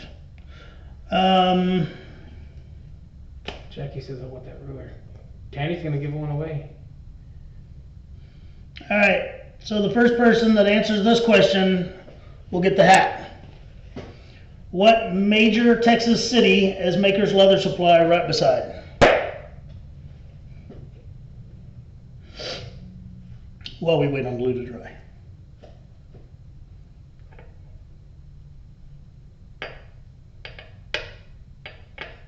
Jim Bueller says, wake up.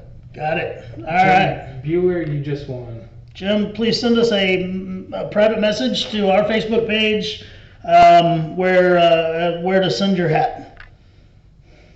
We got Austin, Waco, Fort Worth.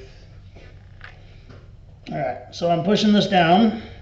I'm going to spread it just a little bit. I need that to kind of hang out a little bit. So we are right outside of Waco in a tiny little town called Elmont, but I don't expect anyone to know where Elmont is, so we just say Waco. They said major city, not Waco. Ouch! Ouch! So, Well, if you count our crime rate, I mean, we're pretty famous between the Branch Davidians and the biker shootout. oh yeah, I forgot about Timothy McVeigh. Yeah. All right, so I'm going to cut this piece off, the extra here, very carefully so I don't accidentally cut my wallet. Madeline says, I said it first. So your phone will say that you said it first, but on ours, it's whoever comes in first on our. So your phone looks at the timestamp that you sent it, and then when it sees another, we've actually had several people look into this.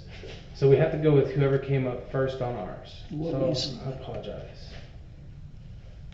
Because even if I've watched like the Facebook Live videos for the Odd Lot, and I've commented, and it'll show my phone says I commented first, and then when I get back to the work phone, it's someone else completely. All right. Promise it's fair. So we've got our little loop there, and I'm just going to poke or mark a couple of holes to sew that piece in. And we're gonna get to stitching once more again. Then we'll be on to final assembly of the putting the back on it. Once more again. It'll be One no more better. again.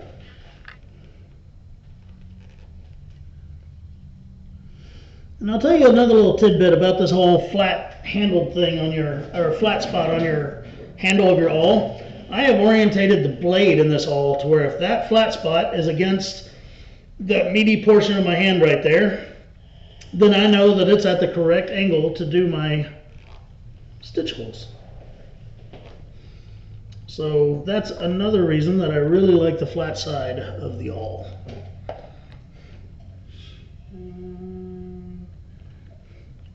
Doug says, I came up on mine first, oh well. Everyone who says Waco gets one, haha. Janie would be really upset with me if I made a promise like that. Just joining, what did I miss? Toby, quite a bit. A good bit.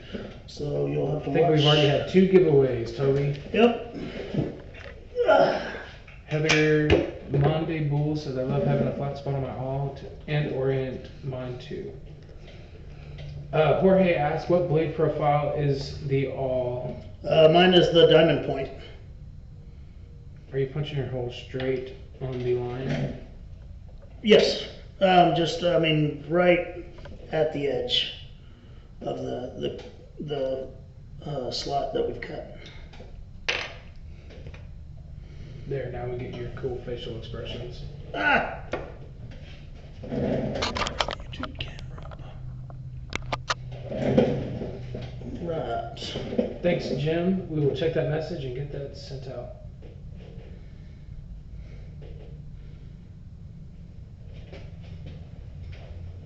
I'm sure if you stay tuned, we'll have more. Yep, and this will be a regular thing. We'll just have to find stuff to give away every video. I think they might need a centering ruler. Yes.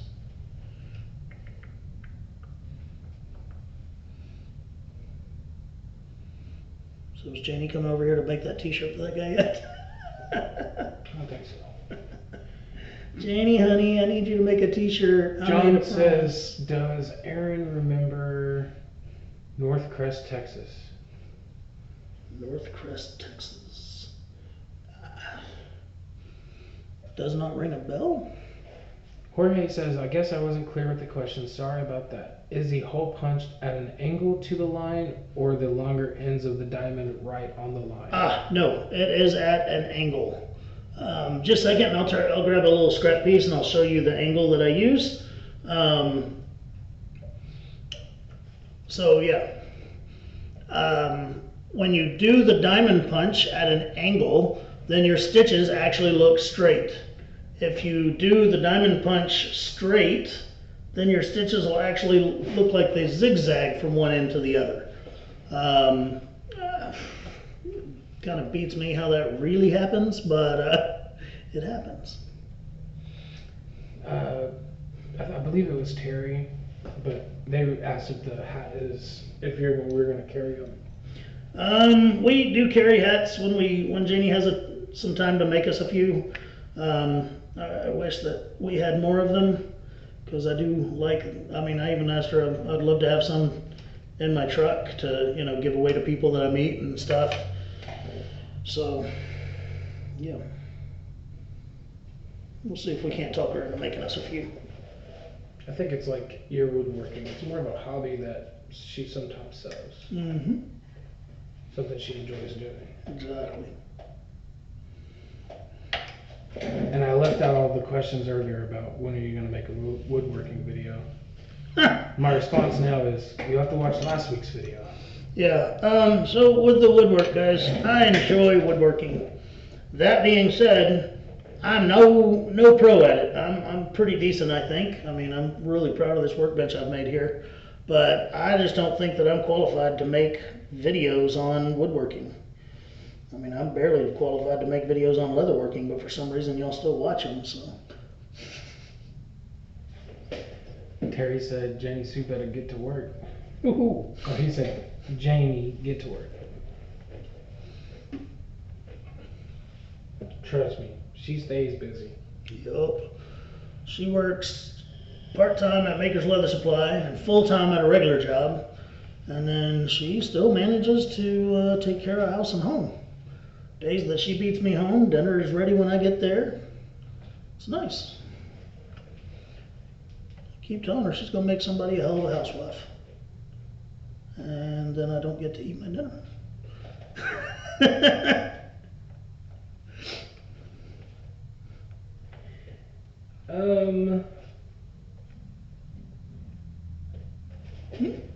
Tandy's asking, do we want to throw out another question and give away the ruler on us? Sure. We'll make it Tandy oriented.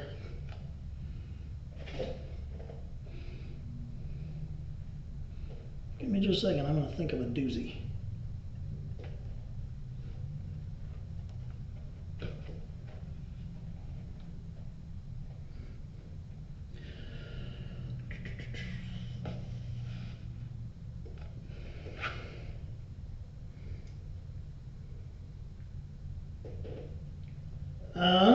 We'll make it an easy one. We'll come up with a harder one for next week. We'll go with a similar one to what we did a while ago. So for a centering ruler, what major U.S. city is Tandy's executive offices based out of, their headquarters and their warehouse? And as a hint, I believe there is a museum next door. There is a museum there. Really nice. Donnie Castle says Fort Worth. Fort Worth. Donnie Castle, you get it. You got it. And now they're just pouring in Fort Worth, Dallas, Fort Worth. Everyone knew where that was, but Makers didn't know Waco. Makers is all over Texas. Houston.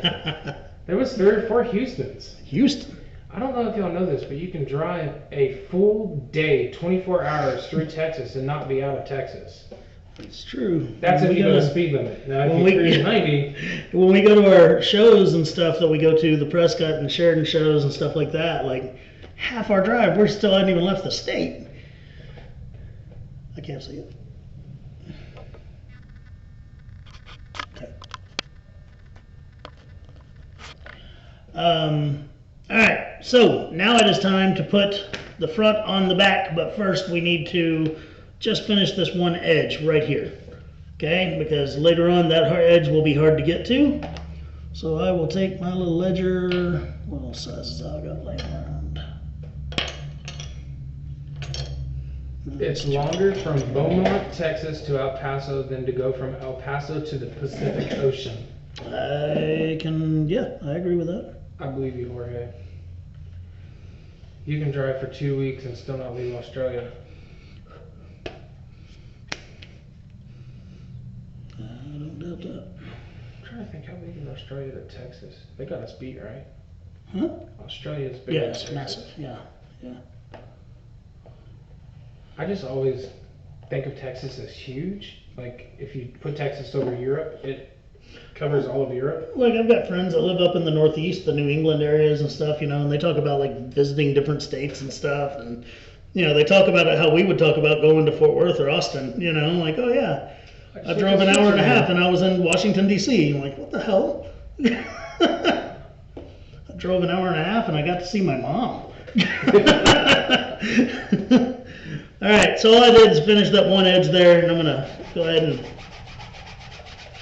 I've never been to Alaska. There's one that says, so is Alaska. Yeah, Alaska is massive too. I've never been there, but I hear when they meet Texans in Alaska, they love to throw out there that they are actually the biggest state, and Texas is only second. Mary Jane says, if I win the lottery, I'm coming to visit you. Woo! What if you won a hat? All right, so here's what I'm going to do though, okay? I need to figure out how far my stitching is going to go up on this. Or actually, you know what? On this one, I'm going to stitch all the way around it because I sewed 2 pieces together here, okay? But what I need to do is I will put a line around it first and mark my stitch line, and I will use my overstitch wheel and mark all of my holes while it's laying flat, because it's much harder to do once it's wrapped around our project. Okay, so I'm just gonna. 2 quick questions. Yep. Heather wants to know, what size of zipper do we use for this project? It's called a dress zipper. It's needs to be at least 7 inches long.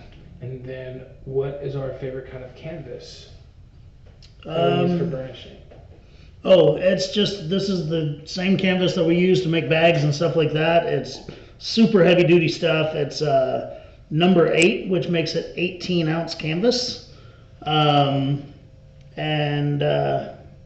Yeah.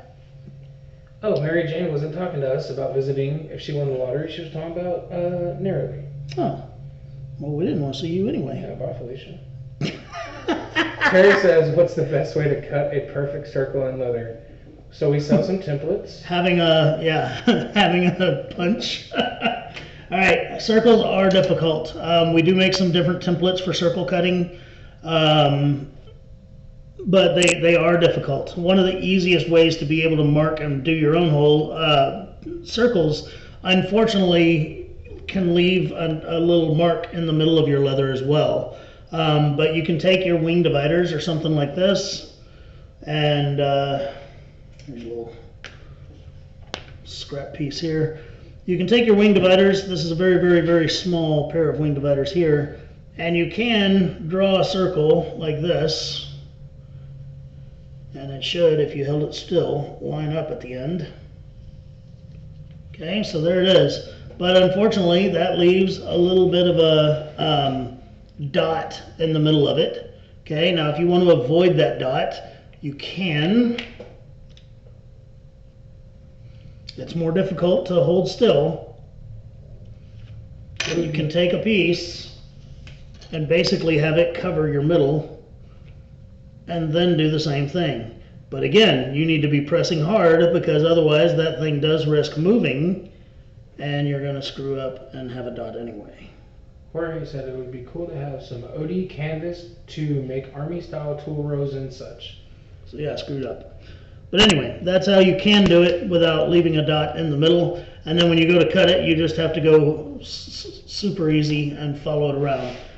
We do actually have OD green canvas on our website. So amazing. Yeah, it's cool stuff. I've made a couple of army style bags out of it. And yeah. Okay, so now I'm going to take my number 7 overstitch wheel. I'm going to figure out which tool it is laying here. And I'm going to mark everything that I just did. Terry says, cool, thanks, good tips.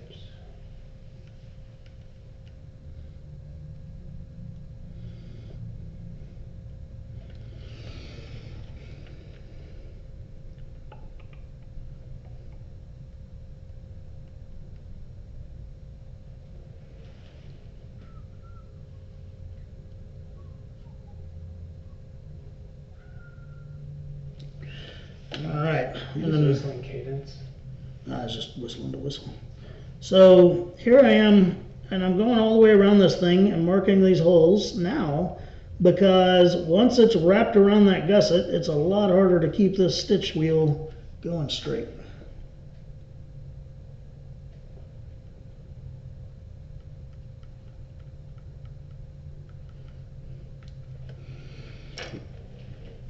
Mary Jane's trying to backtrack and says, visiting y'all in Texas is like winning the lottery.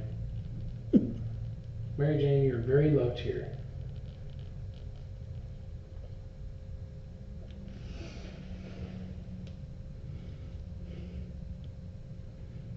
But if you win the lottery, you're taking us to Australia as well.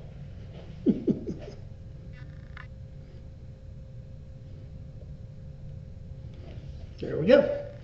So I marked all that. So real quick, before I glue in the inside, I'm going to just go ahead and push those holes. Then we'll glue in the inside and start working to put the whole thing together. Question, do you ever use one of those heated edge liners, the ones you see over candles? No, I know what you're talking about. A heated creaser. I've just never really used one. A lot of the time I use this russet leather, and I mean I can crease it pretty well just using a regular creaser with no heat. So, granted, a lot of the time, you know, if you're using something that's not a veg tan or a bridle or a harness type leather, then you'll need that heated to be able to leave that mark. What stitch length are you doing? This is 7 stitches per inch. Normally I would do one of these at 8 stitches per inch, but we're going to save ourselves approximately 30 stitches. And we just all got invited to stay at Nerly's house. Cool. How many people are watching right now? 130. Wow, Lee. I hope you can cook big meals. Do they eat kangaroo? I don't know. I don't think so. They sell kangaroo leather. Hopefully they don't waste the meat. Apparently they're like rats. They're like just a nuisance. They look like insane muscular claws. I know. They look like they all pump iron or something. Yeah, I saw the one that was like trying to bust through the plexiglass on this house and scratches it. Jacked, yeah. Whoa. Hi from Johannesburg, Christina Holt. Howdy. Nerly said, yes, we do eat roo meat. Cool. And then I guess they call them roo. I like it. It's probably a little bit more of a regular part of their daily vocabulary, so. Yeah. It's kind of like the official word for cows used to be cowentine, but everybody just said cow so many times that they shortened it. No. No. I was like, are you serious? You're going to have somebody come on and be like, well, it's not technically a cow, it's a heifer until it has a... I know. I was like, dang, thanks for the history. Thanks for the biology lesson. Wanda wants to know, is roo meat good? Good question. Trisha said, just wanted to give you all a shout out. Thank you for doing all you do. Janie Sue Heiser and you and the gang are amazing. I agree. Janie Sue's pretty awesome. All right, so here's how we're turning this thing into a gusset. All right, we are going to take and fold it back. It's kind of hard to do the first time. So we got to take it and stretch it a little bit. If it's being real hard to do, you may want to get it wet, because if you pull too hard, you don't want to rip your leather, that's for dang sure. There we go. So it's pulling, it's pulling, it's pulling. Nerly says it's a bit gamey. I prefer cow. It's probably like our deer. Right? Some people like it. Alright, I'm going to do that on both sides. I don't know why we're talking about food. Now I'm starving. I know, right? We miss lunch for these videos. Yeah, we don't get to eat till late in the day. And we used to do Fuego Friday, folks. This is a big deal that we're doing these on Fridays at noon. Fuego Friday, there's a restaurant downtown that makes crazy tacos, and that's called Fuego. And yeah, the company treats us to Fuego Friday on Fridays. But not me and Doc. No. We're making videos. They didn't get Fuego today.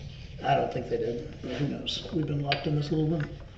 If they did, I want the El Presidente. Oh, I might be hungry enough for 2 of them today. All right, so what we're going to do now is we're going to glue this in to this. Okay? It starts right here. And we'll glue one side in and wrap that bad boy around like that.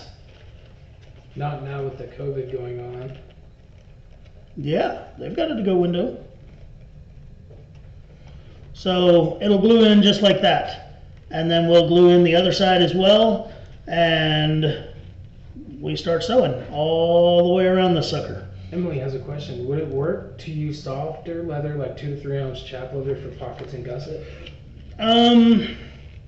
Gusset, yes. Pockets, I've tried making pockets out of softer leather like that, and sometimes it just doesn't really hold up. You know, I like the rigidity of it when you're trying to put a card in and stuff, that it doesn't try to fold under it and stuff like that. Pushing my little gussets just back just a little bit because it's going to be hard to glue in with them pulled out so far. So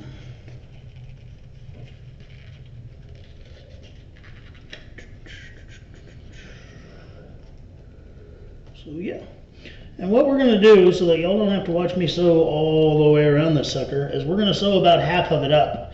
And then I will basically describe the rest of the actions, which aren't that many. We'll put that little tab in the top of it. And that'll be it for the day, because again, I realize that y'all are learning something, and I'm glad, so glad that we get to do these, but I know you don't want to listen to me all day. Yes, Donnie, that is the outside 2 to 3 ounce and a 2 to 3 ounce liner of Russet by Wicked Craig. Yep. What kind of glue are we using? It's a glue that we sell at Maker's Leather Supply, or contact cement. Again, Tandy also sells some contact cement. I believe they have, I know that they used to at least have Barge, but now I think they have Tanner's Bond, it's a good product. I've used it. Are the edges of the gusset parallel with the edge of the center of the assembly? Oh, wow. What? Jorge says, are the edges of the gusset parallel with the edge of the center assembly? I don't know, but I'm gonna just explain where I'm putting the gusset. I pull it all the way out like this, and I'm gonna glue it right on the edge, starting up here, okay? And I'll glue down and around, and my glue will stop wherever the edge of the gusset stops, okay? And then I'll do the exact same thing to the other side. I'll clamp that a little bit and to hold it, and then I'll do the exact same thing to the other side. So, back to the glue. It's getting stringy on me. So I'm just putting that healthy little amount right around the edge of my gusset piece here.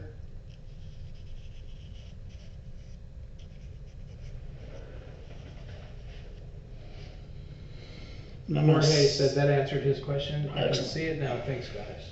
Set that off the edge of the table there so that the glue doesn't touch my table. And then I'll come back over here, Oh. slinging. Slinging glue. That's funny. All right, and then I'm just gonna go up to that little mark that I marked so I don't accidentally have glue outside of the gusseted area. Kids and I watch. Estella says, kids and I watch This Week in Last. No leather here, but it's an amazing process to watch. Also, hi from an old friend in high school, HHS high school. What's her name? Estella Lilyquist. Hey, Stella, hadn't heard your name in 20 years. That's awesome. All right. So yeah, I'm gonna let this set up just a little bit so that I can pinch it together. I'm gonna put these stitching clip, or the little clips on it, but I'm gonna make sure that where they're pinching the leather is within the stitch line itself, because these do leave a tiny little mark on the leather, unfortunately. And so yeah, I'm gonna make sure that it's on in the stitch line. Is it pinch or is it pinch? That's what I say it is. Don't pinch me. Don't pinch me. What can you add to the glue to get rid of the stringers / make it last longer? When it starts getting thick, you can add they make thinners for these glues. The biggest thing you need to know is if you have a water-based glue, I don't know that you can add anything to it. I'm not saying you can't, I'm just saying I'm uneducated in that. But if it's one of these real stinky good glues here, you can add any of the thinners that have the Tourmaline based product. So, you know, even the thinner that's made for Barge per se will work with the Masters leather glue and stuff like that. How do you keep your glue jar so clean? Laugh out loud. Mine is gummy all over the top. I also brush. Well, that one's a pretty new jar. New glue pot. Yeah, when I opened the new workshop over here, I started out with a fresh jar. So usually within a week I've spilled it and there's glue all over the side and it's just terrible. And then he has to walk 30 feet and get a new one. I gotta bring up old stuff. All right. So there we go. I've glued that part together. Okay. There it is for one camera, there it is for the other camera. I'm gonna hold that with some little clips, and I'll glue up the other side as well. Very surprised there's not more jokes like jokes. I know, right? Thought we were on a roll here. That's not no Janie Sue's not watching it. Right. No, she probably is. Probably because that woman, Carol Baskin. What's so funny? All right, so I'm gonna push the gusset back a little bit towards that side so that I can glue up the other side and make it match up right. Jim Bueller says, how about giving away a glue jar? A glue jar? Man, we gotta give something away next week. Mary Jane says, dang, I forgot to order another jar next order if I loud. Mystery boxes will be open in a week. Yeah, but then she'll have to wait till the first to get it. She waited from the last Trappist one. says, damn Carol Baskin. Damn her. Alright, Hashtag I'm gonna free find jokes a on pair of pliers so that I can pull that gusset the other way a little bit. It's just trying to dig down into itself, so I need to be able to. There we go. Gently pulled it away. Okay, so now I can glue up the other side. Maybe not yet. Pull it just a little bit more this way.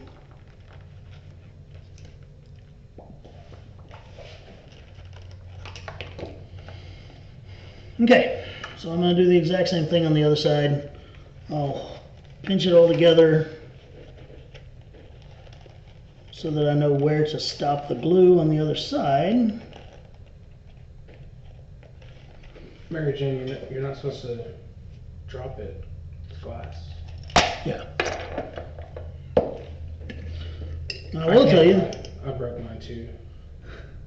Well, one day our daughter Alex came out to the warehouse and she's like, so just, as a question, she's like, how big of a deal is it if we've got glue on the floor?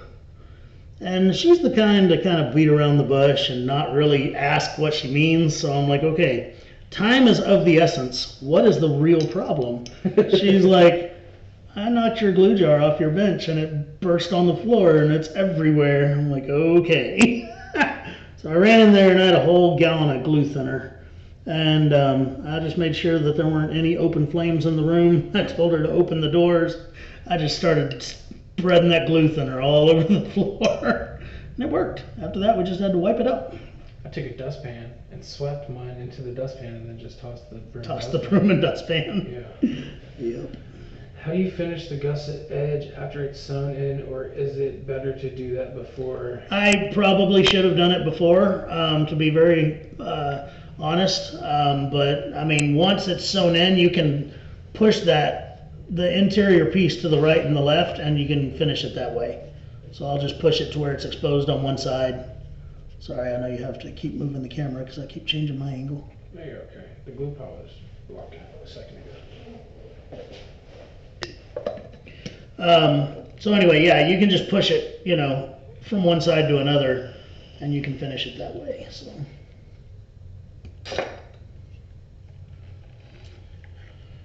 All right, I'm going to give that a second to get solid on me, and then I'll push it all together. Tooling leather question from Emily. Which leather is better, Herman Oak or Wicked? I haven't used either yet and wondering which to choose. I got some Herman Oak from you guys this week, but haven't used it. Okay. I will tell you what I tell every customer that asks this question. Are you a Ford person or a Chevy person? A GMC. That's Chevy too. Here's my deal. They both make amazing leathers, but both of them have diehard fans that will tell you that their leather is better. And the other one is not. So I love them both. I use them both a lot. And it just kind of depends on which projects I'm doing as to which one I'm using.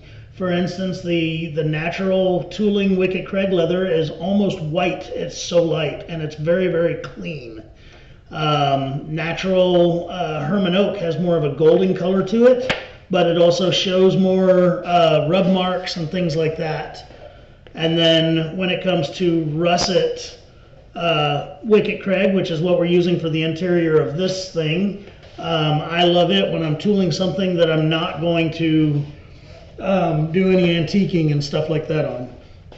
So while I explained all that, Doc was gathering a couple of pieces of scraps around the room. This is a piece of Herman oak. Granted, it's not a good representation. I've used it as a coaster. I see a wet ring right there. So please, the discoloration and stuff, don't hold that against Herman oak. Then this is a piece of Wicket Craig. So like I said, the Wicket Craig is much, much lighter in color. So anytime I'm going to paint something that I want light colors and stuff represented, I use this. When I want more of a classic old school look, I use this. And when I don't want to antique anything, I use this. I just use russet. Yeah, russet is my favorite. If I could only use one forever, I would choose the russet that we're using right here. So russet's the GMC to the Chevy and Ford. Oh, damn. Yeah. What Jackie about, Knapp says, "What are you vaping?" what about Dodge? Dodge isn't in the. They're not in the mix. No. They don't deserve to be here. Emily says, "Awesome explanation, thanks." Glad I could help. Vanilla cheesecake. She asked. Guess you could hear it. That's funny. Doc takes every precaution not to like blow his vape smoke or whatever in front of the camera. You smoke a pipe. I do smoke pipe. And I had a pipe lit just right before this video. But I have a fancy new avocado pipe too, and I haven't even got to use it. I can't smoke my pipe in the video because I'll try to leave it in my mouth while I talk. And then I'm talking like this and no one can understand what I'm saying. What'd you say? I said, you want to buy a toothbrush? If you can't dodge it, ram it. Ooh. Nashalodon Hibbler. I like your first name. Nashalodon? Like Megalodon? All right, folks, so here it is. This is what we're looking at before we start sewing. There's a gusseted end right there for one camera, now the other. And then there's one on the other end. And now we have to sew that, okay? So if you saw a while ago, I had to pull this with a pair of pliers to come to one side so that I could marry up the other side. Well, since it's already pulled to this side, then I'll just go ahead and start sewing on this side, okay? What I'm going to do is I'm going to start right up here in this corner, and I'm going to work my way up and around right there, and we're going to work our way up to this center section of the top so that we can add our little clasp piece. All right, and then once we've added that, that's when we'll just kind of discuss the last 2 to 3 steps to finish this, and I'll finish sewing it all on my own without you having to listen to me talk the entire time I do it. All right, so to poke my holes, this is one of the greatest tools ever. I've had it about 20 years. I took a ridiculously thick, stiff, unusable piece of leather, and I glued it to the back of a piece of Tandy's Poundo board, the little rubber black board that they have. I cut out a section of it, and I glued it to it. And I mean, you can even tell how irregularly it's cut. I didn't have any wood cutting tools back then or anything like a bandsaw to cut it on.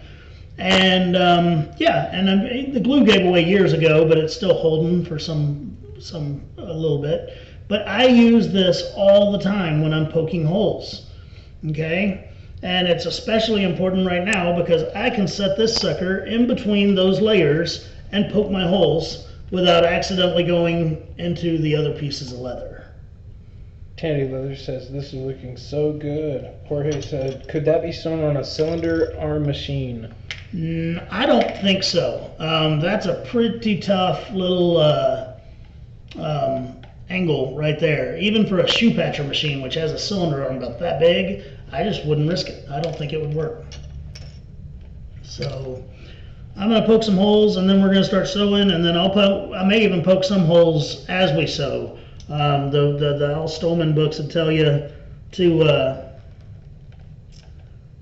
that, you know, you poke a hole, you sew the hole, you poke the hole, you sew the hole. I've never been too big on that method. I know there's reasons for it and everything, and I'm sure that it works for some people, but I'm also that guy that says that, you know, whatever way works for you, that you get results with, that's the right way. If you're not getting results, perhaps it's not the right way.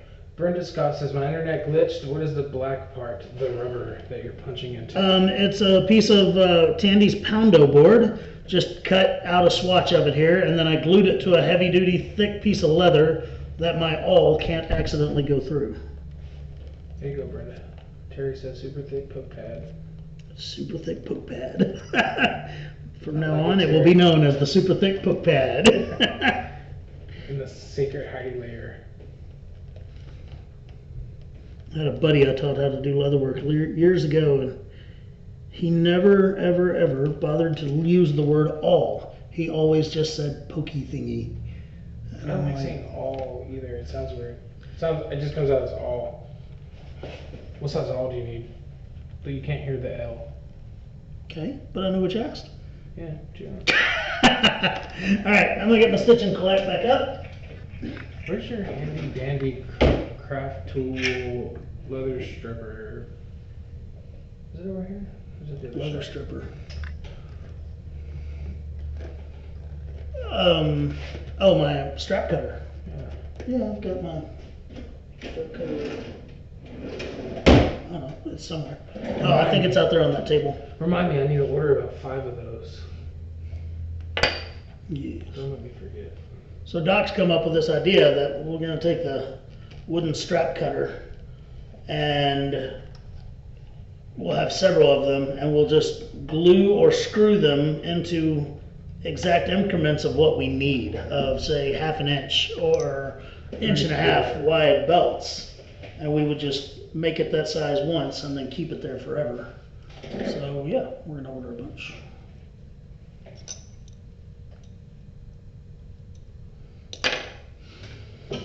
Okay, so I'm just going to start up here in the corner here, and I'm going to stitch around that gusset part.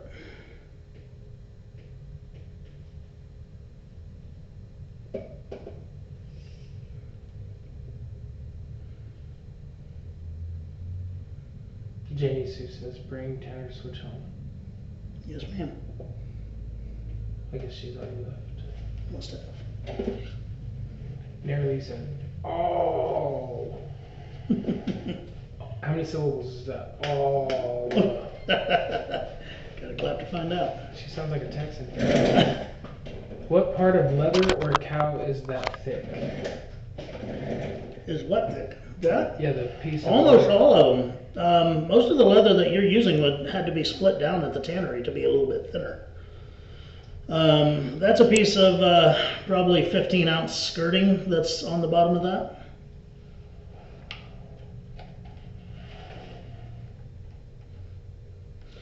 Alright, so here we are. We're just stitching along. Luckily this thing is super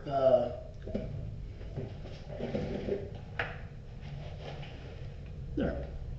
Oh, I was just about to change the camera. Nope, no need. Look at you. Look at that. Everybody gets a good profile of your dapper haircut. Yeah. You're probably the only person that still has a hairstylist. Yep. So our daughter cuts my hair. She, you know, that was the deal. I paid for cosmetology school as long as I never had to pay for a haircut again. And even in these trying times, my hair gets cut.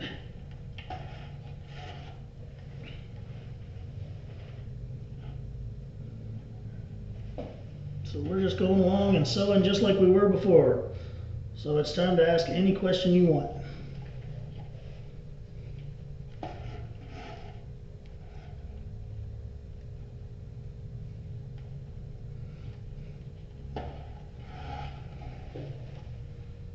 Hmm.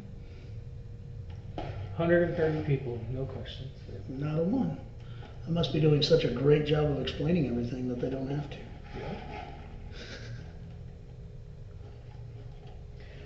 No wonder you look so dapper. Marcia is a legend.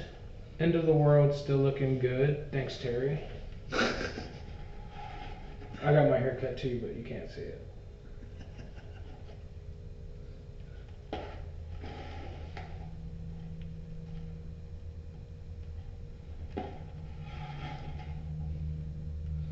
You know what I didn't do? What did you not do? The gorilla's nowhere on here. I mean, if I put it in the same spot as the other, I guess I can do it after. Kevin Vadika says, can I have a job? No, last I heard you had a job. Terry Dixon, laugh out loud, relaxing to watch. Jackie Knapp, I'd buy a CS Osborne punch from y'all. What's the best way to sharpen that? What kind of punch? Terry, best product to use, distilled dyes, so, oh, now they're just coming in. To not bleed on skin. Just depends on the project and the leather you're using. Mm-hmm. Michelle, if you didn't line the outside, would you still sew all around? It's not really necessary. The one I built the other day, we didn't do that. Jackie, send me a message about the oblong punch, please. So the one from the other day, we didn't really do that. As you can see, those few stitches right there in the center of that, because it's not lined. So I just sewed the areas that had the gusset in it. If you don't have a zipper, how would you do the zipper part without it? You could just cut that thing in half and use it as another big wide pocket. I mean, that's what I would do, and I meant to cover that earlier. But you could just use it as another pocket. Couch pocket, cell phone. Yeah, you could stuff all kinds of stuff in this.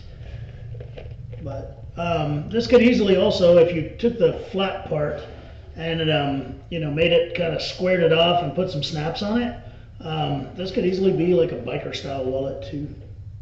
Jackie, that is a fluke with your punch.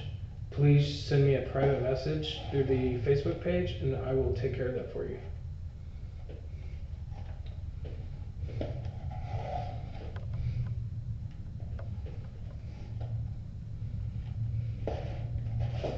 Oh no, you gotta put the leather on there. Maker's Leather Supply says, oh my god, y'all are so awesome. Thank you, Jackie. Jorge, how did you keep the sewing machine needle from hitting the zipper when you went around? I didn't. That's the zipper that's in here is like a nylon based, so that sewing machine will just rock right through it and not even worry about it. If I'm sewing in one with metal teeth, then you do have to worry about that, of course. And what I do is when I get to that point, I just I use the hand wheel instead of the motor on the sewing machine, and I go really, really slow, one stitch at a time, and I kind of make sure that the needle has the ability to work its way down between the teeth of the zipper.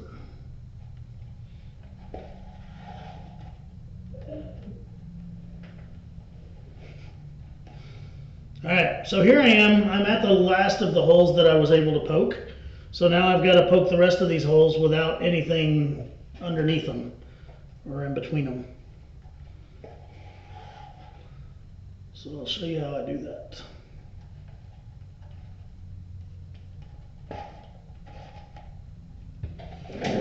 So I'm going to rotate this thing back.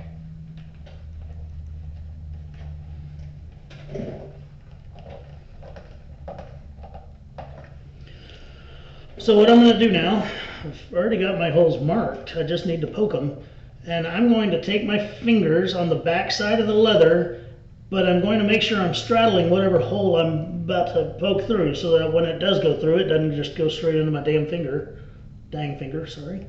And yeah, and I'm just going to wiggle that all straight through there, and I'll poke 3 or 4 of these holes, and then I will sew them.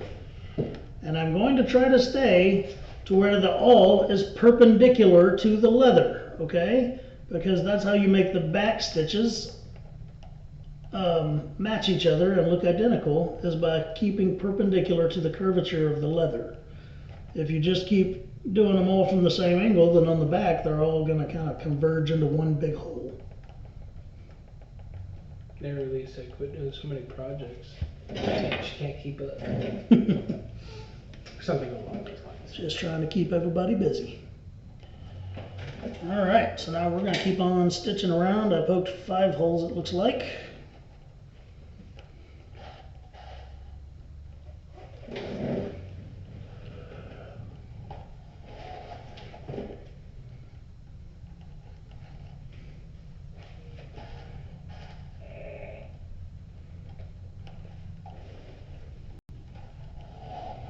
Is the Heart of Texas show in Waco new? Is it similar to Sheridan or Prescott? Yes, the same folks that put those shows on are the ones putting on the Heart of Texas show in Waco in August, and it's going to be absolutely amazing.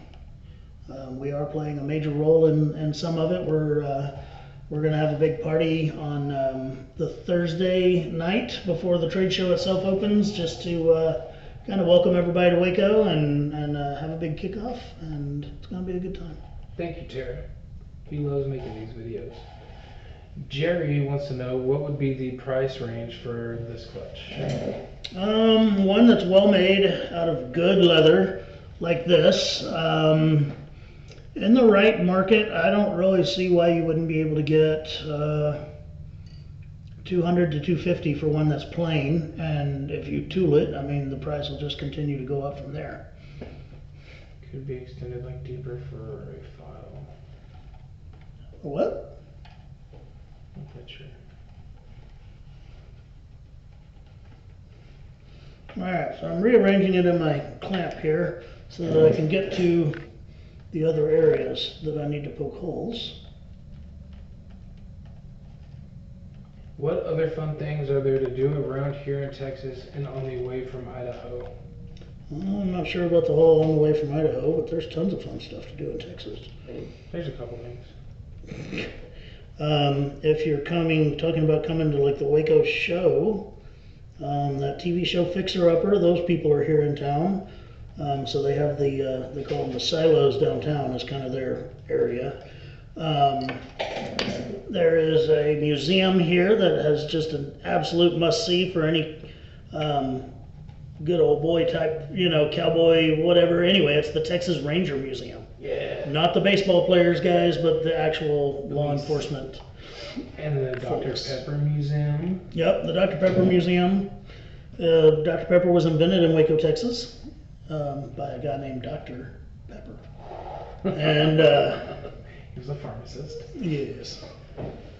So yeah, and then if you wanted to venture up to Fort Worth, Tandy's headquarters has a really nice museum full of the work of Al Stolman and other great leather crafters.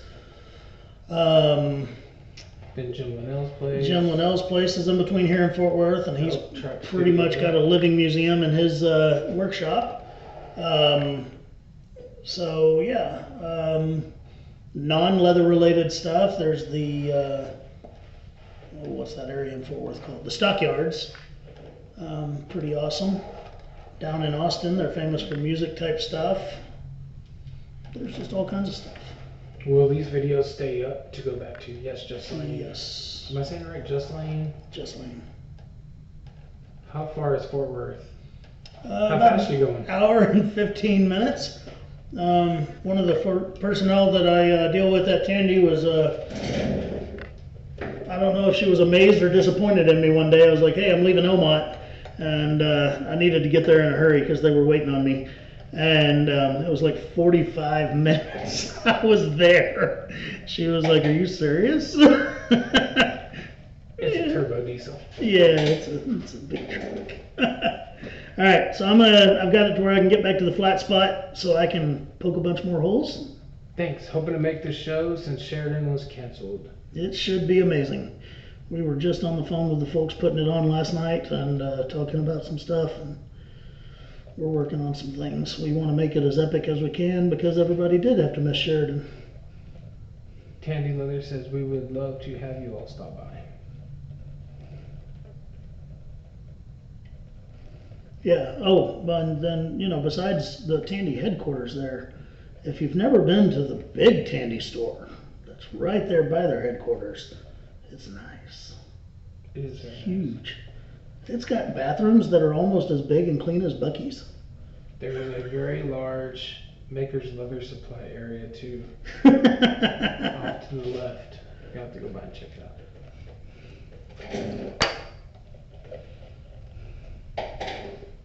Alright, so I'm going to go ahead and poke holes all the way up and around to, you know, almost the center of the top there, where I know that that other piece is going to go, and then we're going to talk about that other piece.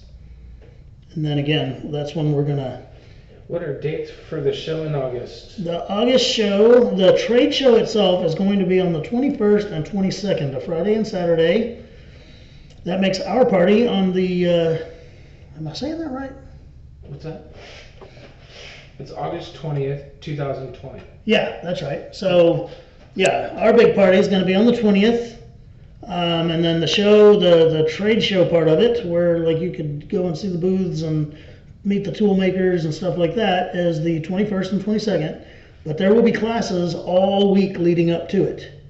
I hope to teach a couple of bag making classes that week, whether it be at the show or at our shop, I don't know yet.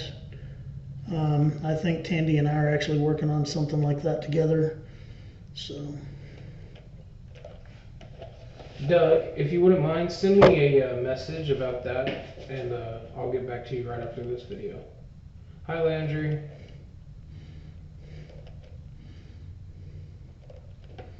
There's something else. Rob Horn said his wife just placed an order, so we can save on shipping with the t-shirt and put it in that box. well, there you go. Now I just gotta get Jenny to make me a t-shirt before his order goes out.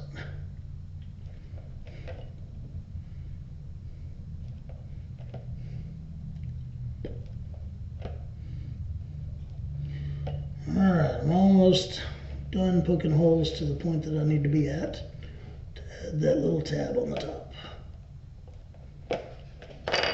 Alright, so we'll sew some more of this up and then we're going to add that little tab.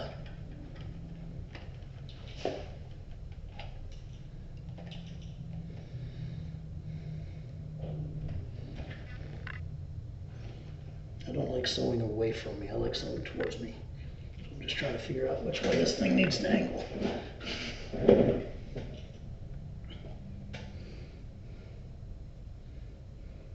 Your glasses have like a perfect ring in each lens. Oh, nice. When you looked up, it looked like your eyes were on fire.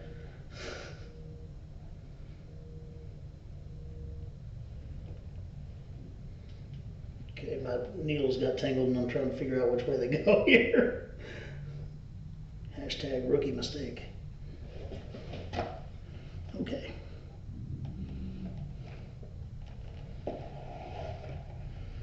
Alright, so here we go. We continue to sew. Tell you what, I'm going to pause the YouTube video. Just remind me to turn it back on when we get to that top part. Yes, sir. Camera back on. Alright, so here's what we've gotten done. Is I have sewn from this point right here all the way down and around and up to here. So what we need to do now is we need to figure out our little tab closure. Okay, in the pattern I did include one. It's pretty generic. I'm not 1000% sure I really like it. I will tell you this, I said to make it out of 2 to 3 ounce leather, and I've changed my mind since then. I would make it out of something a little thicker. This is a piece of 6 to 7 leg, I think. Anyway, Doc just ran out to the warehouse for me right quick and chopped this off of a side that was out there in my reserved pile. So what I'm going to do is I'm just going to take 1.25 inch round punch. Let's do 1.5 inch. Because that distance between the distance of that, the length of that loop should be 1.5 inches. So we're going to use 1.5 inch punch, and I'm just going to take it and punch where the edges of this are right at the edges of my piece of leather there. That gives me a nice long area to work with. Got that? It's not going to fall. There we go. All right. So I'm going to take that and I'm going to skive down the back side of it just a tiny bit where it's going to be sewn to this, but you leave the other side kind of thick so that it can do what it needs to do. And find my skiving knife, left it laying out. It's kind of difficult because it's such a small piece.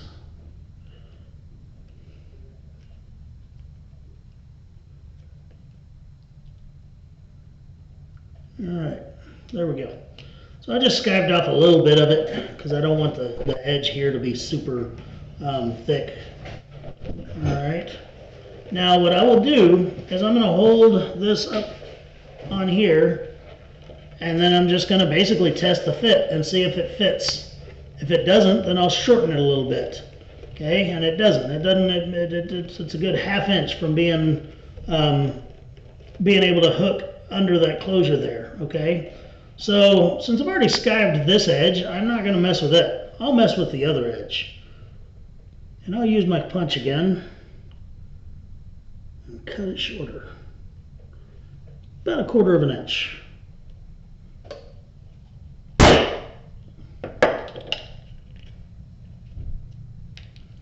Now we go through that ordeal again. I'll hold it up here where it would be. Push it up against the purse, and now I can actually get it to clasp on there and hold on. So, perfect. That's where I needed it. So this thing is now, get a ruler.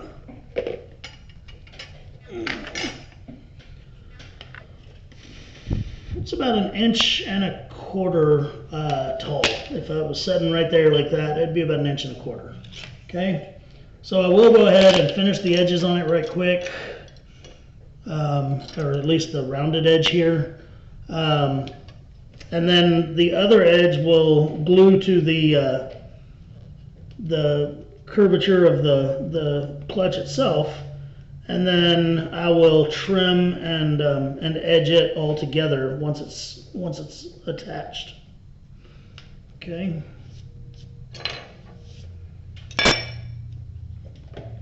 Hopefully I explained that all crystal clear like mud.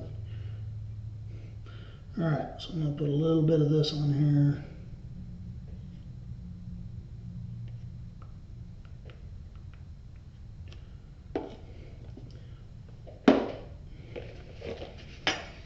Go ahead and canvas it up here.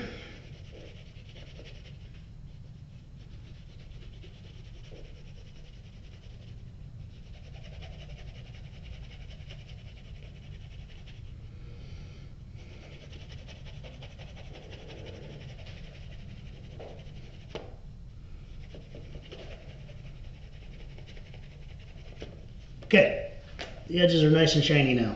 So I need to find the center here so that I can attach it like that. And I'll attach it finished side out. Okay, and then I will continue, I'll glue it on first, and then I'll continue stitching it, and then well, once it's glued on, I'll test the fit, just to make dang sure again before I go to stitch it in. Okay, but first I have to figure out where the middle of this is. So I'll go back to my handy dandy centering ruler one more again. My tools sitting around here.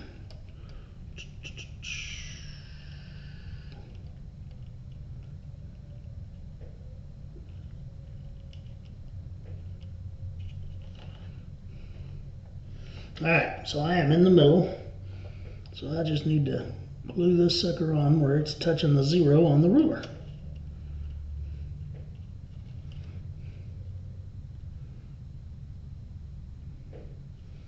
So it'll glue right there. So get a little dab of glue on it. You hold that jar. Thanks.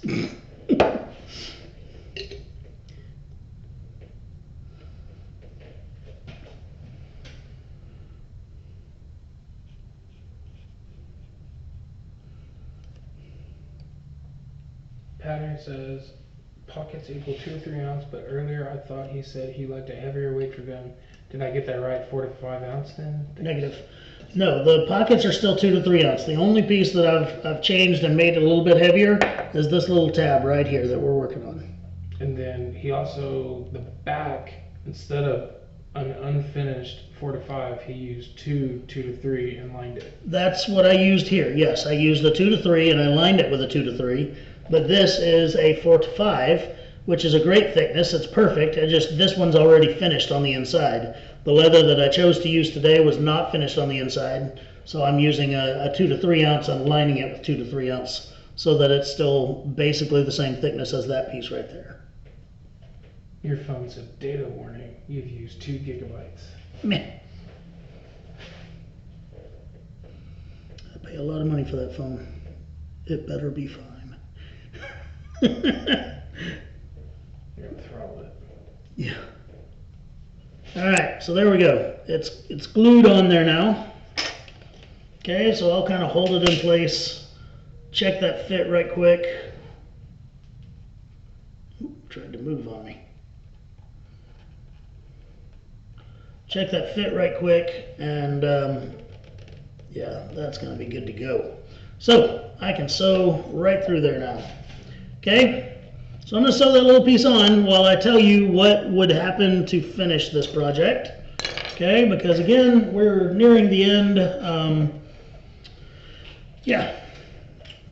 So once I am done sewing all the way around this project, all that's really left to do is some edge work. So I will take and round all of my edges.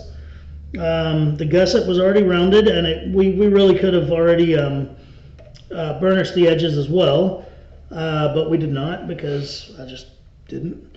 I knew I should have.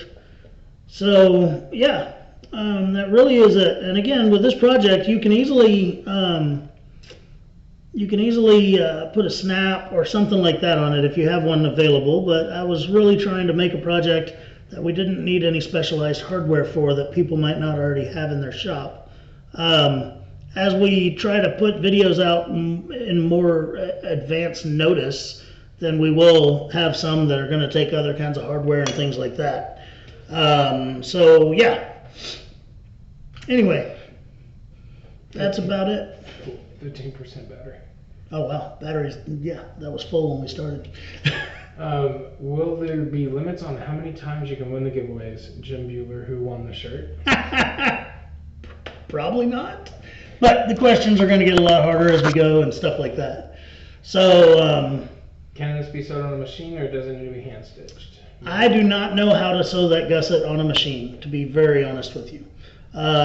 It's too sharp right there in the fold. It's too sharp. I just don't know that it's able to do it. So, when this project is finished, I will take some detailed pictures and post them as comments on this video so that folks can see it. And yeah, we'll look for an announcement over the weekend of what the next videos will be and what dates they'll be on. Mary Lee says, thank you, Aaron. That was worth getting up at 4 a.m. for. I like getting up at 4 a.m. anyway, but you know, You to each work their out. own. I do, but before the phone starts ringing. Thank you, Aaron, from Wanda. All right, guys. Well, thank you very much. Again, I'm Aaron Heiser, Maker's Leather Supply, and this video is also kind of put on with the good folks at Tandy. During all this time where we're having to social distance and all that stuff, I made a video about it once before, but don't forget about the people around you. You know, reach out to those that might not be able to make it to the store or things like that, or people that are more high risk to go out and into public during the pandemic and everything, and take care of your neighbors and take care of yourselves. And we'll watch the page for the next video announcement, which will be in the next couple of days. Have a good day, and we'll see you next time.